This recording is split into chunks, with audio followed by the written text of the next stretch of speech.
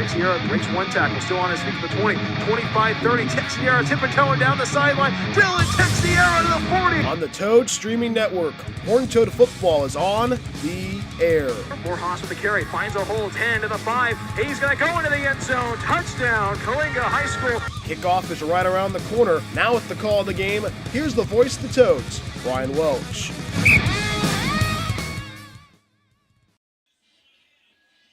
It's the season opener of this 2025 season for your Coalinga High School Horned Toads.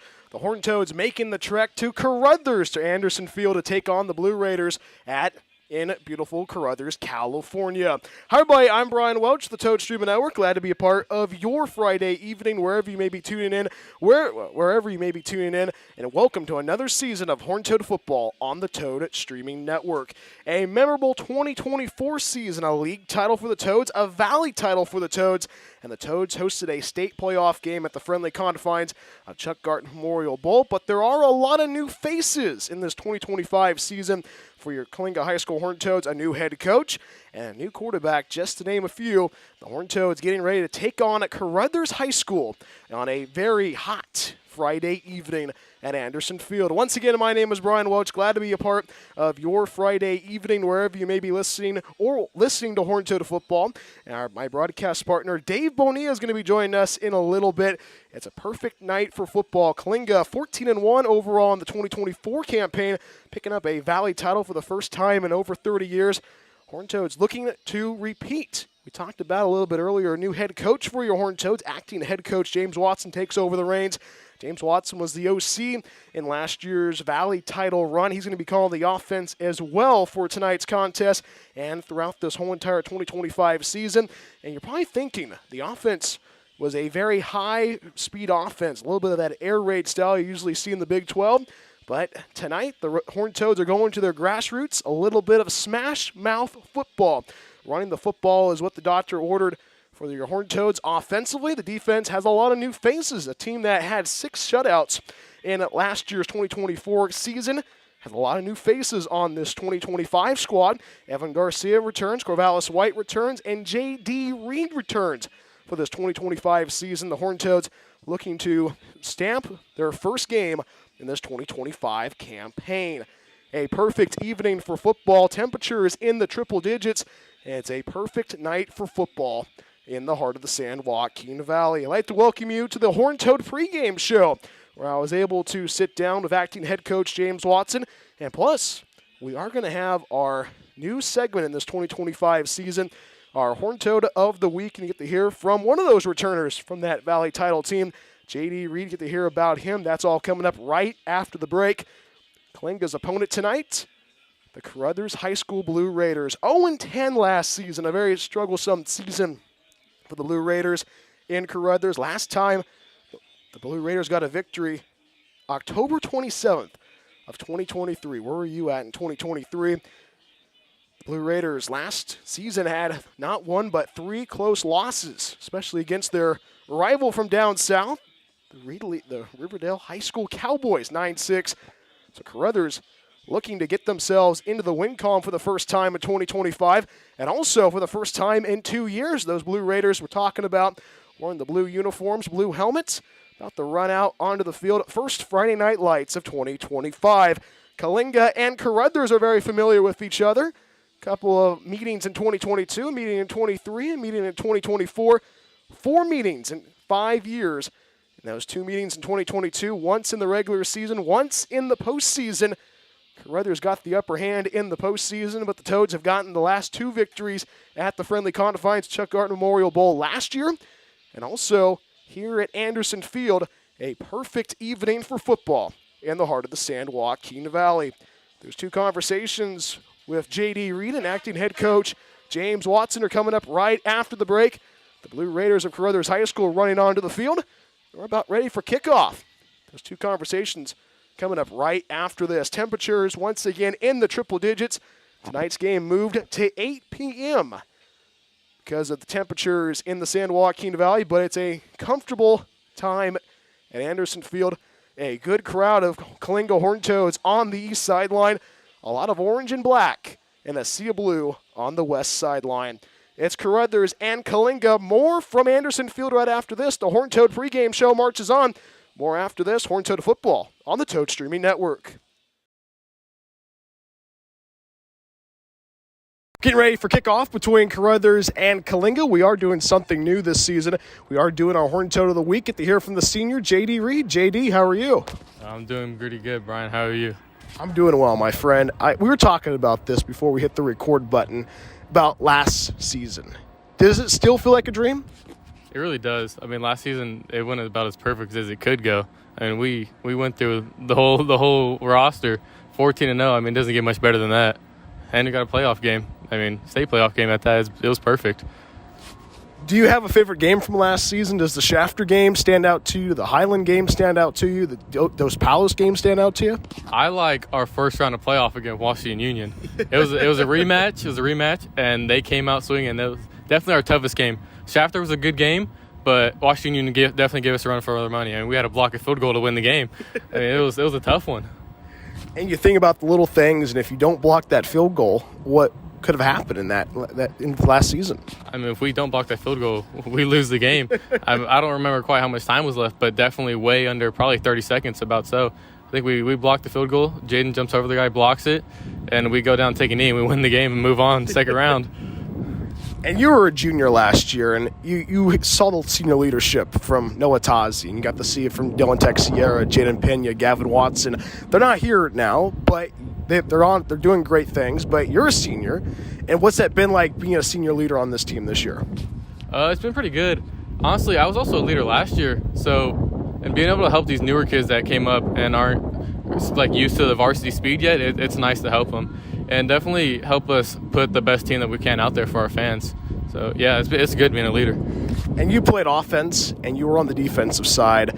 Is there kind of a different mindset when you're playing both sides of the ball? Defense, obviously, got to be more aggressive. Offense, it's a little easier. Honestly, playing both sides, it helps. As playing a corner, you can read a receiver, but also being a receiver, you know what you're looking for. And when you're going against a corner, so it's honestly a benefit to both sides of the ball. And we are getting ready for kickoff. It's Caruthers and Coalinga. This is our Horned Toad Player Spotlight, talking with J.D. Reed, the senior.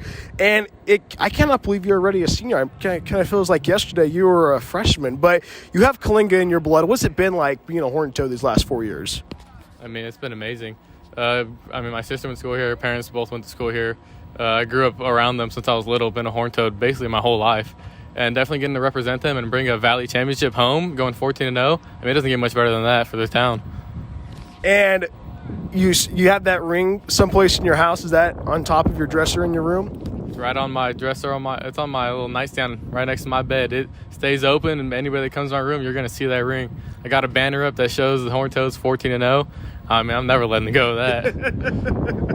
And there's a lot of people say like it's tough to win back-to-back Valley titles, but do you think this team has an opportunity to go back-to-back in Valley titles?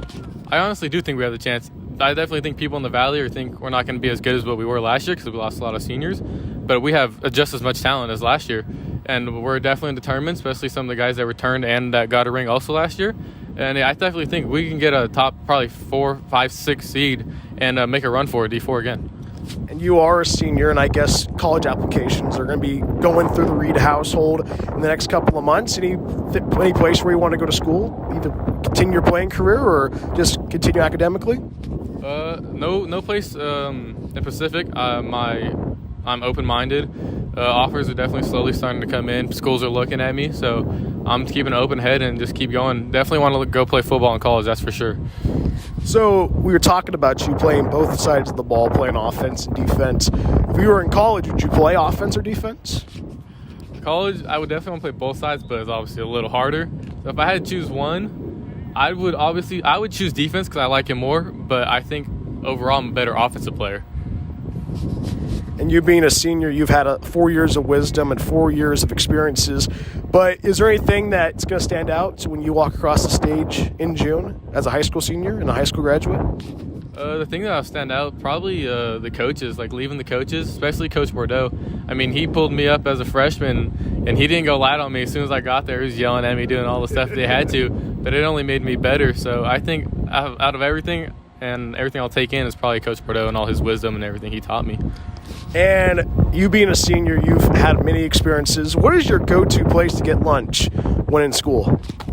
I mean, it's got to be Fatty's. Fatty's is the best around. If it ain't Fatty's, then campus. Oh, I can go for a burger there. What type of burger are you getting at campus? You know, plain old cheese and ketchup double-double with a vanilla Coke on the side. Vanilla Coke? Oh, they got the best vanilla Coke there is. It doesn't get better than that. And I know that we're getting ready for the season opener and with Caruthers and a team that you saw last year, but what's it going to mean to suit up for your last season of Friday Night Lights? I mean, it's going to be something special. I definitely want to go for a playoff run. I want to go 14-0 again. And just being able to play for this town and this team one more time, I mean, it's going to be great. So hopefully we go out there, we dominate, and show people what we're about this year. I know you're talking about your mom and dad and your sister. You want to give a shout out to anybody else? Coach Bordeaux. Honestly, shout out to Coach Bordeaux and Coach Pooh. Those guys, they've been with me since, even Pooh's been with me my whole life. Bordeaux's been with me since I got here as a freshman. So I want to give big thanks to those guys. JD, always a pleasure speaking with you. Good luck out there this season and have some fun, all right? I will do, Brian. Thank you. That is our Horned Toad Player Spotlight, JD Reed. When we come right back after this, we have our one-on-one conversation with acting head coach James Watson. It's the season opener of this 2025 season. It's Caruthers and Coalinga, Horned Toad football on the Toad Streaming Network.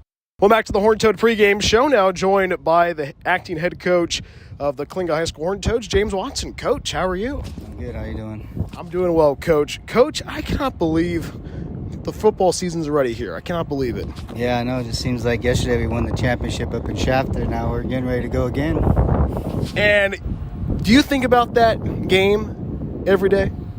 I think about it a lot. You know, you see videos, going on the Instagram or whatever, going around. You watch it. It kind of gives you chills, and you just relive that moment and just realize how special it was. And just, yeah, it was great. And is that probably one of your favorite memories or moments of last year's squad or last year's team? Oh, definitely, for sure, to win that. I mean, we had a couple moments, the Washington Union block field goal, that kind of just sparked that run, but nothing tops, winning a comeback game and a championship game like that, It's a new year and a lot of new players, and it's a similar team to what we saw last year, but a lot of new faces. Can you talk about that a little bit? Yeah, we graduated 27, 28 seniors, We only have a handful of kids that have varsity experience, kids that were on the team last year that, were spot players here and there, kids coming up from JV, but they've been working this whole spring and through this summer, so I like what we have, the pieces that we have, we just got to be the 2025 Toads, not the 2024 Toads. And you do have a new quarterback, Daniel Rios. What stands out to his ability as the QB for the Toads? Daniel he could run the ball a little bit. He's probably not the passer Tossie was, but he could throw the ball. We just got to do what he does best and, organize this offense around what he does and what we do as far as skill player-wise. We got Tyson Alvarado coming back as our RB1. He gets to the second level. He could take, the wheels off. He's gone. You've seen that spurts last year. JD Reed at receiver, Corvallis White at receiver. They both got elite speeds, so when they get in space, they could be gone. Obviously, we're going to miss the Dylan Texeras and Gavin Watsons of the world, but we have athletes, still that can play and make plays for us. And you touched on it a little bit earlier about how many seniors you graduated last year, but you have JD Reed and you have a couple other guys that are taking over that senior leadership role. How crucial is that for them to lead this team going into the season opener? Oh, it's huge. We need leaders for sure, on both sides of the ball. Obviously Noah Tossie was our leader in offense. Jaden Pena on defense, obviously last night, great. CHS legend, really, but JD and the other guys on the defense, seniors, Tyson Alvarado, Grayson Reddy, even though he's a sophomore, he's taking that leadership role, with a lot of varsity experience. So we have guys that just have to step up, that maybe been in the shadows a little bit, that still were a big part of the team, and now they got to step up and really be true leaders of this team. And you talked about Grayson Rain, a guy who had a great freshman campaign. What do you want to see from him in the sophomore year? Grayson's he's going to do a little bit more work this year. He's going to have to play offense and defense. Last year, he kind of just played defense, was a great player. He had 100-plus tackles, 6 sacks, one of the top freshmen of the Valley. So he's going to get a little more work now, having to play a little more H-back, tight end type of, position. So, but he's had a great offseason. He's one of the hardest workers on our team, 4.0 student. So he has it. We just got to keep working. And Coach, it is Caruthers High School you're seeing in the season opener, a team that went 0-10 last year, but that was last year and this year. What do you expect from Caruthers High School?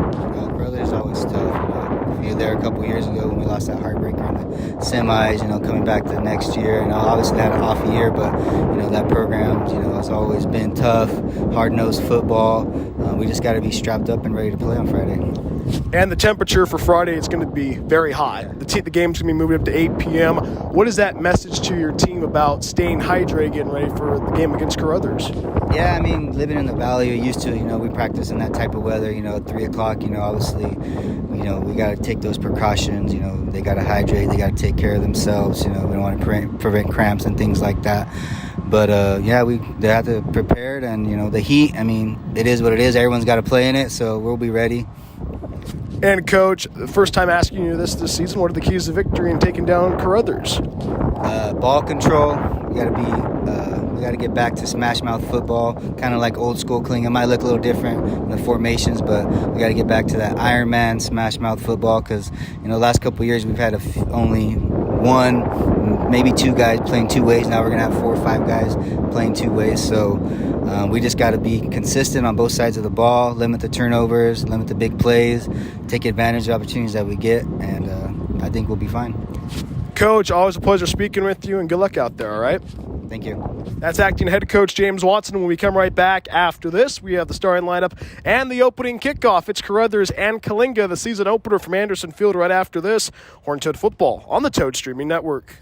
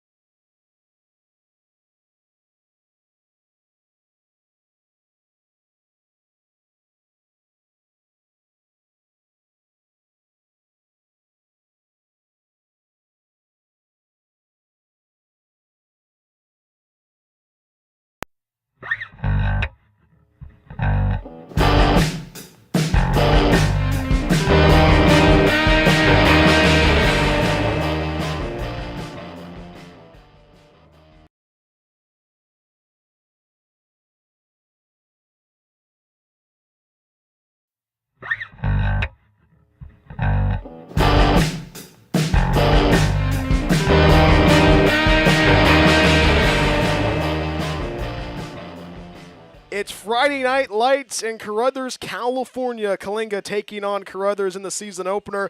My name is Brian Welch, the Toad Streaming Network. Dave Bonilla is going to be joining us in a matter of moments. And we have the coaches in the press box as well. We have Mr. McCaleb, longtime teacher at Coalinga High School, best PE teacher in Coalinga. We're getting you ready for kickoff between Coalinga and Caruthers. But before we get you to the national anthem, let's give you the keys to victory. I know that Coach Dave Bonilla, if he was here, he's still in traffic right now. Long lines getting into the stadium for tonight's contest. Got to run the football. We talked about that with acting head coach James Watson, talking about running the football, different look offense in this 2025 campaign as opposed to what we saw in 2024 with the air raid attack of the man, the myth, the legend himself, Noah Tazi. And also, got to limit the turnovers. The Horned Toads trying to limit the turnovers in this 2025 season. The Toads played really good football last year, limiting the turnovers, but you graduate a lot of players from that class of 2025. So the Toads trying to keep their winning ways going from last year to this year, and also trying to keep the Caruthers Blue Raiders out of the win column. The Blue Raiders, we talked about that in the broadcast open, that the Blue Raiders have not won a football game since 2023 in October.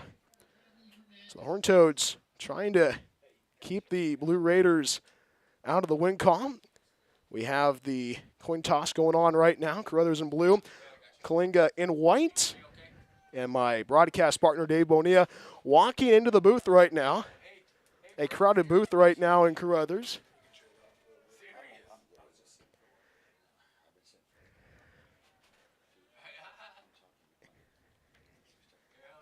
And right now, the coin toss is still going on at the moment.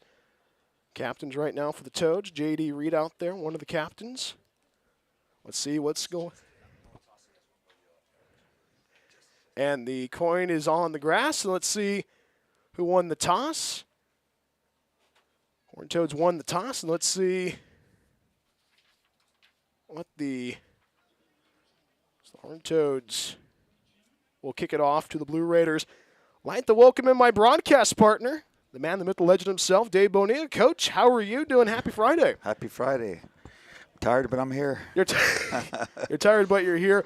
But let's pause for the national anthem in Caruthers, California. Hot one tonight. Friday Night Lights in the San Joaquin Valley.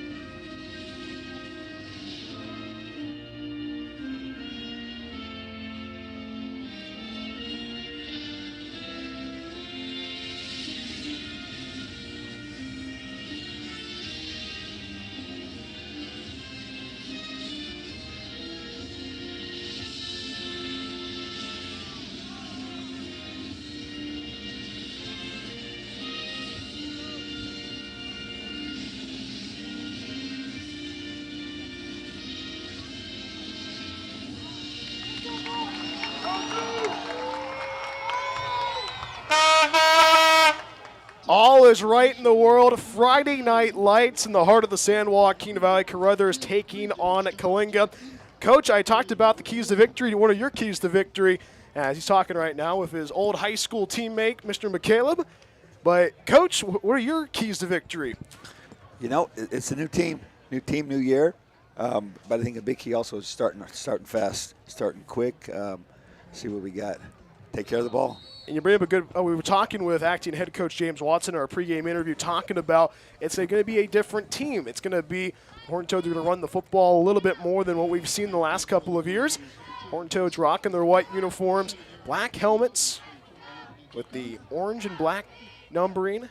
Caruthers rocking the blue uniforms, blue jerseys, blue pants, blue helmets with a white stripe down the middle with white numbering. Gets you ready for kickoff. Kicking it off for your Horned Toads. Eric Hernandez, the senior tight end, linebacker, and handling the kicking and punting duties tonight. And back deep for Caruthers. Back deep for Caruthers High School. It is number 10 for the Blue Raiders. Jesus Cazada, actually. Jesus Cazada back deep, the junior. Back deep as well for the Blue Raiders of Caruthers. Pull up your favorite chair. Horned Toad football is on the air, and we are underway from Caruthers. Cazada's going to take it at the 20, runs the 25, 30, 35, 40, 45, 50. Past midfield he goes, and he's going to be brought down by Eric Hernandez. And that's going to be a big return for Caruthers High School, plus territory for the opening drive. That was huge. He picked a nice inside block, and he just got on the outside. That was huge. 1st and 10 for Caruthers High School, moving the ball left to right. They are going to mark that at the 33 of Coalinga. And right now you can definitely feel the urgency to slow down this Blue Raiders offense.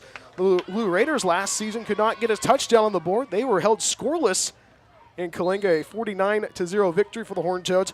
Jacob Perez is the quarterback for Caruthers High School, moving the ball left to right on your screen.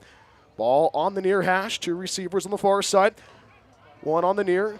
Pistol formation for Blue Raiders. Jacob Perez takes a snap, fakes the handoff, rolls right, throws it down the near side. That ball is going to be overthrown. Intended receiver is Andy Sanchez, the senior, on the coverage for the Toads. Looks like we dodged a bullet there. He was, I think our guy was beat by a step or two, but the overthrow bails us out. And they're going to say a penalty marker, and that's going to be on the Horned Toads. A PI on the first play, so an automatic first down for Caruthers. So a lengthy kickoff return and a PI. Penalty. Wow. I did see a grab of the jersey. Well, it's the first of the year, you know. You have to get everything figured out. So that's going to be put at the Coalinga 18-yard line. Ball on the near mark. This drive started on the Coalinga 33-yard line. Jacob Perez only is a senior leading this squad. Going to be in a pistol formation. Jojo Ortiz on the far side. Takes a shotgun snap, hands it off to the running back, Cazada. Cazada up, it goes nowhere on the play. Good tackling there for the Horned Toads. Eduardo Morales with the stop for the Toads. Right now, this Horned Toad squad trying to slow down this Blue Raiders offense. First drive of the evening. 11:26 and rolling in the first quarter. No score between Caruthers and Coalinga. On this Friday Night Lights, temperatures in the triple digits. When we got here, it was 105. Wow. And now it's a 2nd down and 8. After a gain of 2, they're going to say a 2nd down and 9. 11-11 and rolling in the first quarter. 2 receivers on the far side, 1 on the near. Pistol formation, hands it off to the running back. Up the gut he goes. Gets a couple of yards on the play. Good running there for Caruthers. Aaron Gaxiola with the carry for Caruthers. Picks up a couple on the play, brought down by a whole host of Horned Toad tacklers. Nicholas Yamas with the stop for the Toads.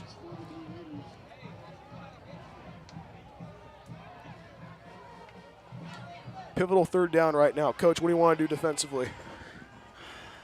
You know, it's I would keep the mans on the corner.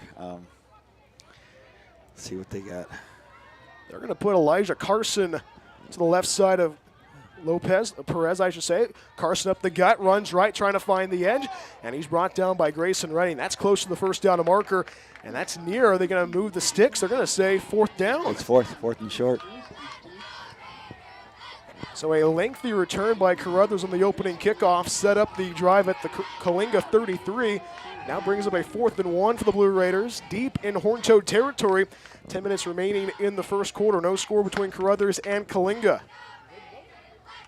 This is a big opportunity right now for the Toads to deny Caruthers High School. Yeah, see if this defense can make a stand here. Don't jump. They're going to pull the chemo special. I just told you. What did I just tell you? Penalty markers before the snap. Let's see what the call is going to be. Shout out to Chemo Cole. Second penalty marker on the Toads tonight in this drive, and that's going to put it 1st and goal for the Blue Raiders. They're going to put the ball inside the 5, mark it at the 4. Ball placed on the near mark. This is a Caruthers squad that has not won since 2023. Caruthers trying to get their first score against the Toads tonight. One receiver to the far side, hands it off to the running back, Gaxiola. Gaxiola up, he goes. Corkscrewing forward to the goal line, and the signal, they're not going to give it to him yet. He's close to the end zone, picks up a couple on the play, brought down by a whole host of Horned Toad tacklers. Jackson Worth with the tackle for Coalinga. 2nd and goal from the 1. You know, a lot of new names. I'm still trying to get used to this defense, but we're missing that big presence in the middle. They're going to go 2nd and 1, 2nd and goal from the 1-yard line. Big opportunity right now for the Toads to try to slow down this Blue Raiders offense. Jacob Perez in the shotgun pistol formation, a receiver on the far side, tight into the right side, hands it off to the running back. Up he goes. Dorian Oliveira, he's going to go into the end zone. Touchdown, Caruthers. And the Blue Raiders strike first in Caruthers. That was a tough play there and a tough run. And Caruthers takes the early lead, 6-0, pending the pit point after. That's got to be a big confidence booster for them. Scoring on the opening drive. Jordan Olivin with the score.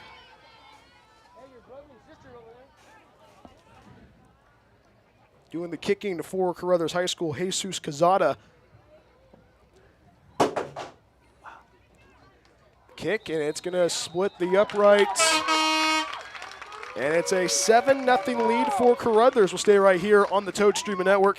A lengthy kickoff return and a couple of penalties makes it a 7-0 lead for Caruthers. Not the best way to start defensively if you're Coalinga there, Coach. No, you know what? But I think they stuck with the run. They kept with the run. Maybe we start moving the box in, but again, still early. It's still early. This is a Horned Toad squad has had its moments so far tonight. And if you look at it, if you look at the non-penalty plays, the Toads went toe for toe on that drive. Yeah. I mean, the penalty gave them 15 and 5, but that crucial 4th down, you know, they may not have snapped it if we don't jump. So now it's a 7-0 lead for Caruthers. 8:36 remaining in the first quarter. And Anderson Field on a very hot Friday evening in the heart of the San Joaquin Valley. Kicking it off for Caruthers, Jesus Cazada. Back deep for the Toads, R.J. Garcia. And Corvallis White, the speedy return man for the Toads, a guy that's pretty good on the track. Two-sport athlete for the Toads. Caruthers kicking off left to right on your screen on this Friday night. Alongside the Coach Dave Bonilla, I'm Brian Welch. Just getting started in Caruthers for this one. We talked about that in the pregame show with a lot of new faces on this squad. We're getting to know these guys as well. I know you're listening back in Coalinga or Huron. I know we have some people listening in Oklahoma now. Yeah.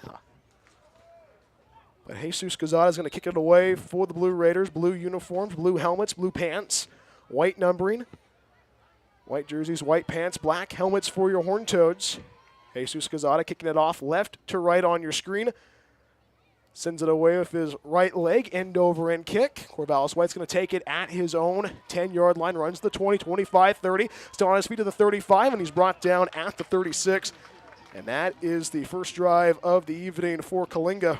Put the ball at their own 36-yard line. First drive of the evening. We're going to talk about the new quarterback for your Horned Toads, Daniel Rios, the 5'10", 175-pound junior. He gets ready to go to work, and you heard from acting head coach James Watson talking about his style of play, and a guy that he's not Noah Tazi. That was the 2024 Toads, but this is 2025 new year. Daniel Rios going to take the controls for the Toads. 1st and 10 at their own 36-yard line, moving the ball right to left on your screen.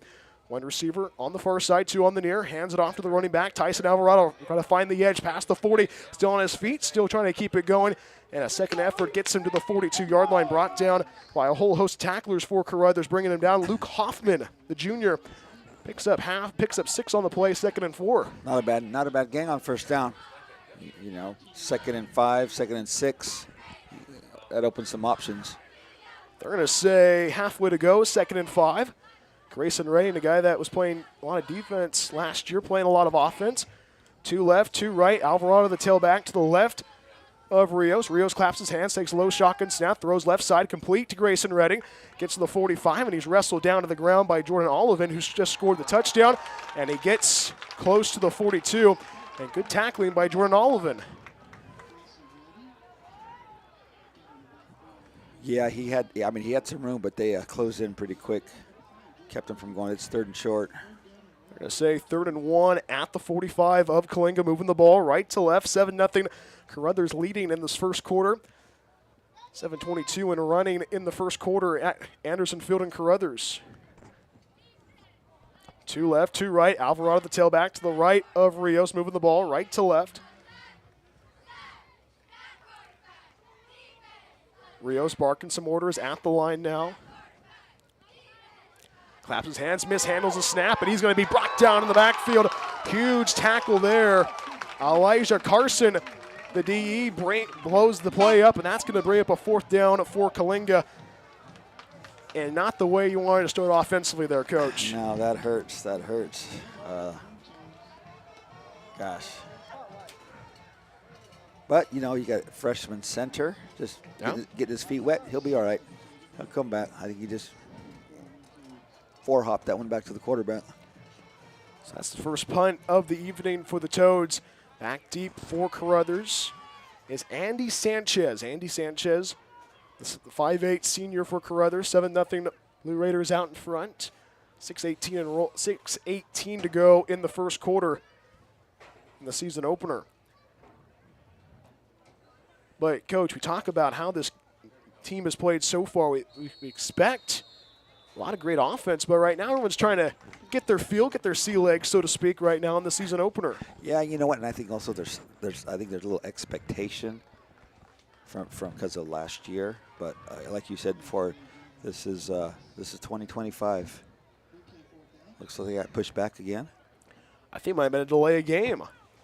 No signal from the referee. So Sanchez back deep at his own 34-yard line. Ball on the near mark. Punting it away is Eric Hernandez. End over in punt. Sanchez waves it off. Takes a Horned Toads bounce at the 40-yard line for Caruthers. And Caruthers will have their second drive at their own 40. 5:54 to go in the first quarter. 7-0 Caruthers out in front. And, Coach, we talked about it. One defensive drive, one offensive drive.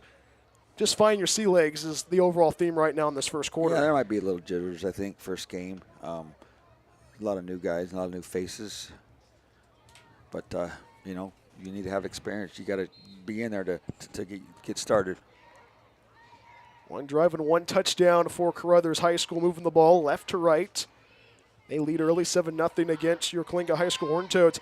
Jacob Perez, somebody who's had a lot of fun so far in this game in the season opener. Handed it off to Jordan Olivan. That's been the offense so far. One receiver on the far side, 2 on the near. Pistol formation, hands it off to the running back, Gaxiola. Gaxiola in between the tackles, brought down by a whole host of Horned Toad tacklers, bringing him down. Jason Ojeda, the 5'8" junior, making his varsity debut, and also Grayson Redding. Yeah, Grayson Redding chased him down from that backside, so. Picks up 3 on the play, 2nd and 7 at the 42 for Caruthers, and this is a offense that's going to be going to the sideline to get the offense, kind of a Georgia Tech style offense you see way back in the day when they were running that triple option in the ACC. 2nd and 7 at the 42, 2 receivers left, 1 right, pistol formation for Perez.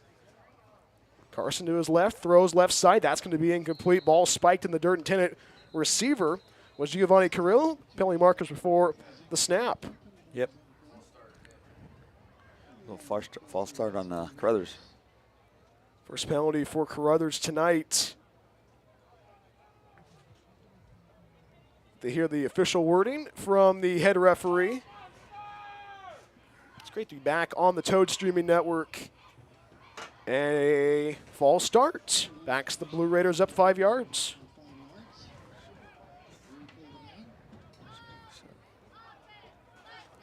We are in the first quarter, 5:08 remaining. 7-0 Caruthers out in front. Ball placed at the 37-yard line, moving the ball left to right as you hear it. 7-0 Caruthers leading. And right now a 2nd and 12. You can definitely feel Toads trying to get the ball back with the Blue Raiders behind the sticks. Yeah, you know, I think a forced punt would be huge for them, build their confidence. Perez takes a shotgun snap, plenty of time, pocket collapses, Oh. airs it out down the near sideline, and it's going to be incomplete. Overthrown intended receiver was Andy Sanchez. On the coverage was Jason Ojeda, and that brings up a 3rd and 12. Good pressure by the defense there, Coach. Good pressure and made a throw, but it was Jason, our guy, had a better chance of catching it. Their receiver, Andy Sanchez, turned into a defender there at the end. So a 3rd and 12 for Caruthers, and this is a team that does not like to be behind the sticks. A false start penalty puts them at 3rd and 12 at the 37, moving the ball left to right on your screen. 5:03 remaining in the first quarter. A pivotal down for the Toads defensively after giving up a 1-yard touchdown in the opening drive. So Perez is going to be in the shotgun. Gaxiola to his left side, 2 receivers on the far side, 1 on the near. Perez takes a shotgun snap, swings down to the right side. That right side complete to close. Ortiz, and he's brought down in the backfield. Good tackling. Jason Ojeda Yeah. brings him down. And Jason Ojeda's had a quite impression so far in this early game. He closed in quick on. What year is he? Junior? He's only a junior, his first varsity game, and he's playing like he's been out there for the last couple of years there, Coach. So that's going to bring up a 4th down for Caruthers, first punt of the evening for the Blue Raiders. And if you're Coalinga, you like that defensively. Oh yeah. It's a confidence booster, you know, because they take that first drive down and score. But when you hold them the next time, get the ball back to your offense and see if you can take it down and punch it in. Jesus Quezada is going to be doing the punting for Caruthers. 7-0 Blue Raiders out in front, 4:16 and running, first quarter. Quezada's going to punt it away, almost blocked. Spiral punt. Oh, horn-toed bounce. Horn-toed bounce. Taking it is Tyson Alvarado. He's brought down at the 40-yard line. Good tackling there by Daniel Duran for Caruthers High School. 1st and 10 for Coalinga at their own 42nd drive of the evening. Alongside the coach, Dave Bonilla, Brian Welch with you on the Toad Streaming Network. 4:06 to go in the first quarter. First drive offensively for the Toads. Not the best way to start. You know, I think a big, like I said, part of it's jitters, you know. But they've been practicing for a while. They're ready. They've been practicing for a while. And we've been ready, you know? We've been ready, Coach. 2 receivers left, 2 right. Rios in the shotgun, takes a snap, jet sweep over to J.D. Reed. Nice block. Trying to find the edge to the left side. He's going to be brought down at the 41. Good tackling for the Blue Raiders. Giovanni Carrillo smells that play out. Only picks up a couple. That could have been a bigger play if Carrillo does not make the play. Well, Tyson Alvarado laid a good block, but Carrillo snuck in there and laid some wood on him. They're going to barely say he got 2 on the play. 3:41 in running in the first quarter. 7-0 Caruthers out in front. This has been a Horn-Toad offense has been pretty stagnant so far in their first possession. It was a 3-and-out. 1 by 3. The Toads are going to line up. Alvarado, the tailback to the right side. Rios takes a shotgun snap, going to keep it himself. Runs in between the tackles, and he gets to the 45-yard line. Good running there by Daniel Rios, bringing him down for Caruthers. Was Saldivar Mendoza. You know, that's a little different from last year. That's already something that they're probably going to do this year that they didn't last year. They don't want to take a chance with Tossi. So he rarely ran, but, you know, this might be a change, something different. They kind of look a little bit like the Veer look there, Coach. There you go. 2 left, 2 right. Rios in the shotgun. Alvarado to his right side. And movement before the snap. Let's see what the call is going to be. Referees indicating it might be on Caruthers. Wow. And they're going to say it is on Caruthers. I'm not sure of the rules, but maybe their guy jumped first. Caused our guy to jump. I don't know if that's similar. So kind of playing chicken on a Saturday night in Avenel, right, There Coach? Plenty to do on a Saturday night in Avenel. So 1st and 10 at the 50-yard line at midfield for the Toads, moving the ball right to left. 2:53 to go in the first quarter. 7-0 Caruthers out in front. And this is a big drive right now if you are the Toads offensively. Trying to cook. They are going to go 2 receivers on the near side, 1 on the far. Alvarado in the back. Daniel Rios shotgun. Rios takes the snap, hands it off to Alvarado, runs in between the tackles. Alvarado's going to shake and bake. There's Tyson Alvarado gets to the 45 of Caruthers, and he's brought down at the 44. Good running there by Tyson Alvarado, bringing him down. Jordan Olivan picks up 6 on the play, 2nd and 4. Nice little side hop there. Got him about 3 or 4 extra yards. Puts him at a second and 4. And we've seen that one before, you know, way back in the day. Brian Alvarado. Yeah, you think about that. Little Yeah. brother, huh? Two receivers left, two right. Alvarado, the tailback, to the left of Rios, moving the ball right to left. Rios going to call his own number, runnings in between the hashes, and he's going to pick up the first down. Good carry there. Brought down by Jacob Sanchez, the junior linebacker for the Blue Raiders. Picks up a hefty gain. Fresh new set of downs with the Toads. And right now, this Horned Toad squad offensively, Coach, running the football. Kind of a difference of what we saw last year with the Mike Leach air raid attack. Well, yeah. You got some weapons now, but obviously you had a lot more. A few things you can go to last year. Rio's going to be in the shotgun. Takes a shotgun snap, backpedals, throws right side. That's going to be incomplete. R.J. Garcia cannot make the grab on the coverage for the Blue Raiders. Bringing it on the coverage, Luke Hoffman, the 5'10 junior. 2nd and 10 at the Caruthers 39-yard line. Look at this offensive line. I think it's a whole new line, isn't it? Yeah. I don't recognize any of these names from last year. 92 seconds remaining in the first quarter. 7-0. Caruthers out in front. One receiver on the near side. Two receivers on the near side, one on the far. J.D. Reed with the motion, takes a snap as Rios hands it off to Tyson Alvarado. Up the gut he goes, going to run in between the tackles. And he gets to the 34-yard line. Good running there. Bringing him down for Caruthers was Saldivar Mendoza. So a pivotal 3rd down for the Toads. Toads trying to convert on 3rd down. The Toads have gone to the well offensively with the run. Do you want to go with the run again there, Coach? Well, it's pick your poison. We've not seen Daniel Rios throwing the football yet. They're going to go trips on the far side, one on the near. Maybe a decoy. Nope, Takes a shotgun snap as Rios. Rios, plenty of time, going to try a scramble, and he's going to be sacked at the line of scrimmage. Barely picks up a yard on the play. Good tackling for Caruthers and bringing him down. We don't have numbers. Actually, Pablo Sanchez, that 9 and the 6 look a little bit. Yeah. The 9 and the 5, I should say, look a little bit similar. So that's going to bring up a 4th down for the Toads. Part of it also, they don't have that leg from last year. This might have been a farther one anyway. How they're going to go for it. 4 wide, the Toads are going to go. Chemo special. Agruda is going to be the tailback to the left side, and a motion before the snap. Let's see what the call is going to be here. It's going to be on us. So that's going to be on the Toads. Another procedural penalty on the Toads that pushes it back to make it a 4th and 9 instead of a 4th and 4. This is a big opportunity for the Toads trying to convert on 4th and 9. Hey, it's the first game. Roll the dice, you know what? Also, you're inside the 40. I think if they don't make it, it's the difference between that and a punt and maybe 10, 15 yards. Rios wants to air it out down the far sideline. Little push. And that's going to be a penalty marker on the far side. A definite PI there. Yeah, he did impede his progress, so. And they're going to say a definite PI on a Caruthers. And the Toads pick up the automatic 1st down on 4th down. Hey, cut a break there, but he did impede his progress.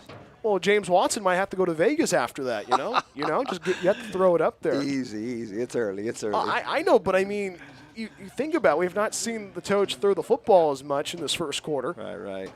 Only 9 seconds remaining in the first quarter. Well, this has been a very fast-moving first quarter when you have 2 teams that can run the football. Yeah, and I didn't get a chance to talk to him, so I wanted to actually talk about the air what the air attack might be this year. Alvarado to the left of Rios takes a shotgun snap, swings it out to the right side, and it's going to be J.D. Reed, and he slips on the grass. Turf bunts there. Barely does not even get a yard on the play. Actually, we were talking to J.D. about the grass at Washington Union last year, and that's going to be the final play of the first quarter, a very action-packed first quarter in at Caruthers.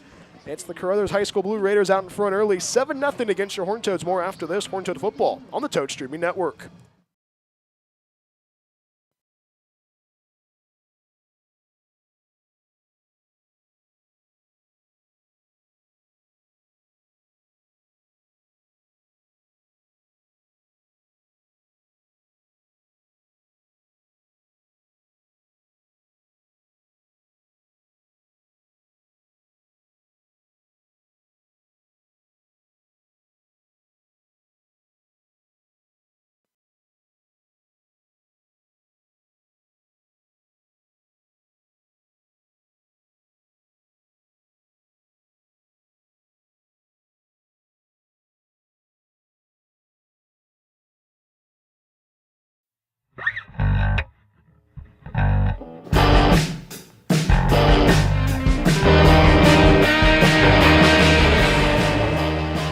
quarter about to begin in Caruthers. 7-0 Caruthers out in front against your Coalinga High School Horned Toads alongside the coach Dave Bonilla. Brian Welch back with you. 2nd and 10 at the 22 of Caruthers. Moving the ball left to right is your Horned Toads. 2 receivers on the far side, 2 on the near. Tyson Alvarado, the tailback to the left of Daniel Rios. 2nd and 10 at the 22. Rios checks the sideline once again. The new signal caller for the Toads. Claps his hands once, hands it off to Alvarado. Alvarado runs right to the 20, gets to the 15, gets to the 10, and he's going to be pushed out of bounds. Good tackling there by JoJo Ortiz, but that's going to be enough for a Horned Toad first down there, Coach. You know what? He's pretty crafty. As you notice, he kind of bobbed and weaved and followed his blockers. That was a good run. Tyson Alvarado, somebody who's been fun to watch so far in this first half. Horned Toads had a punt on their first drive of the evening. Horned Toads right now knocking on the door. 1st and goal at the 10 of Caruthers. They are going to go 3 receivers on the far side, 1 on the near. Alvarado to the left of Daniel Rios. Big opportunity right now for Coalinga to try to even up this score. Caruthers out in front, 7-0 with 11:34 and running in the first half.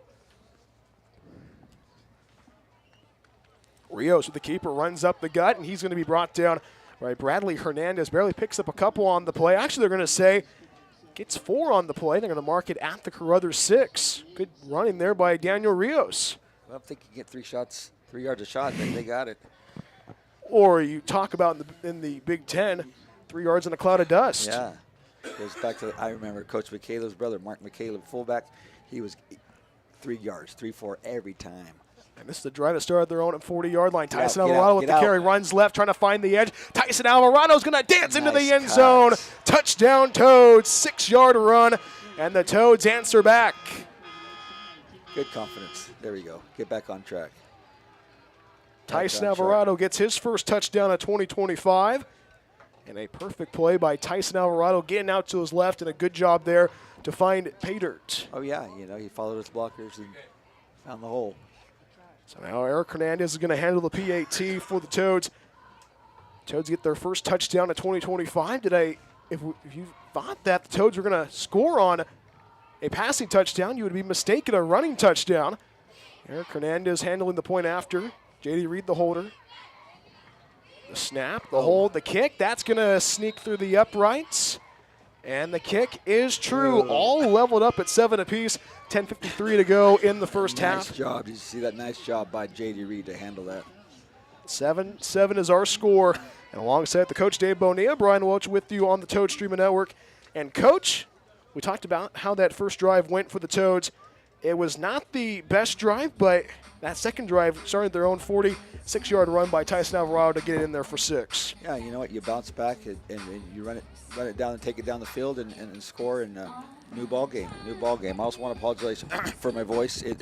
First week of school, had to do a lot of rules, a lot of talking, and I think I'm paying for it. I didn't talk a lot during the summer, and we're back in action. So next week I should be a little clearer. Well, I should get you some tea, you know. Oh, you know what? Yeah. I should have got me a little, what's it called?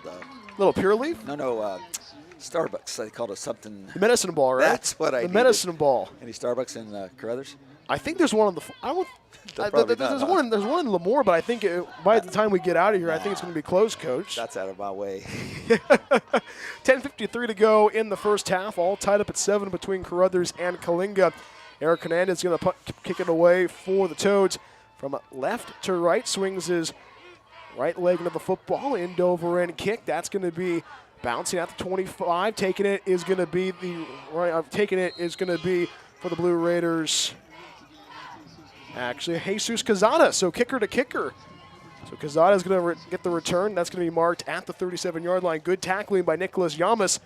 Third drive of the evening for Caruthers, and right now, Toads holding the Blue Raiders defensively in that 3-and-out second drive of the night. But right now, you have to find a way to slow down this offense if you're the Toads, their coach. Yeah, you know what? And I was going to mention earlier that I don't see Cameron Morgan. I did talk to Coach McCaleb, and he was medically cleared today. So I tell you what, that changes the defense quite a bit with him in there. 1st and 10 at their own 33-yard line, moving the ball right to left. Jacob Perez in the shotgun, hands it off to the running back, Gaxiola. Gaxiola running left, trying to find the edge of the 35 to the 40, and he's going to be brought down past the 40. Good tackling by Tyson Alvarado, picks up 6 on the, actually they're going to say he picked up 6 on the play. They're going to say 7 actually. Wow. 2nd and 3. We talked about how this Caruthers squad 2 years ago, they were led by a guy named Hunter Babb. I don't know if you might remember him. Hunter Babb was one of the leading rushers in the nation. You heard me right. He was the offense for the Blue Raiders. This is this Caruthers squad that will live and die by the run. Handed it off to the running back of Carson. Carson up the gut he goes, gets past the 45, and he's going to use his muscle to get the first down at midfield. Carson checking in at 225. Barrels a horn toe to 1st and 10 for Caruthers. So big. Yeah, those are big chunks. Those are big chunks they're getting. Right now, this is a very young line. Well, some of the only experience out there for the Toads is Grayson Redding. Well, Grayson's not out there at the moment.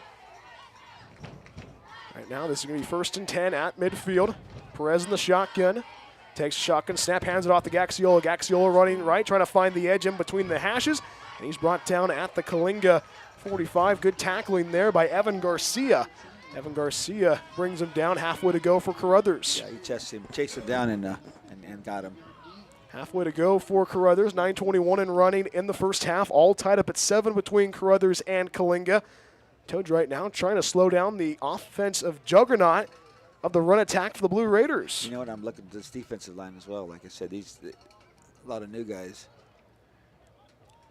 This is a big opportunity right now. 2nd and 5, ball placed on the far mark. Pistol formation for Jacob Perez.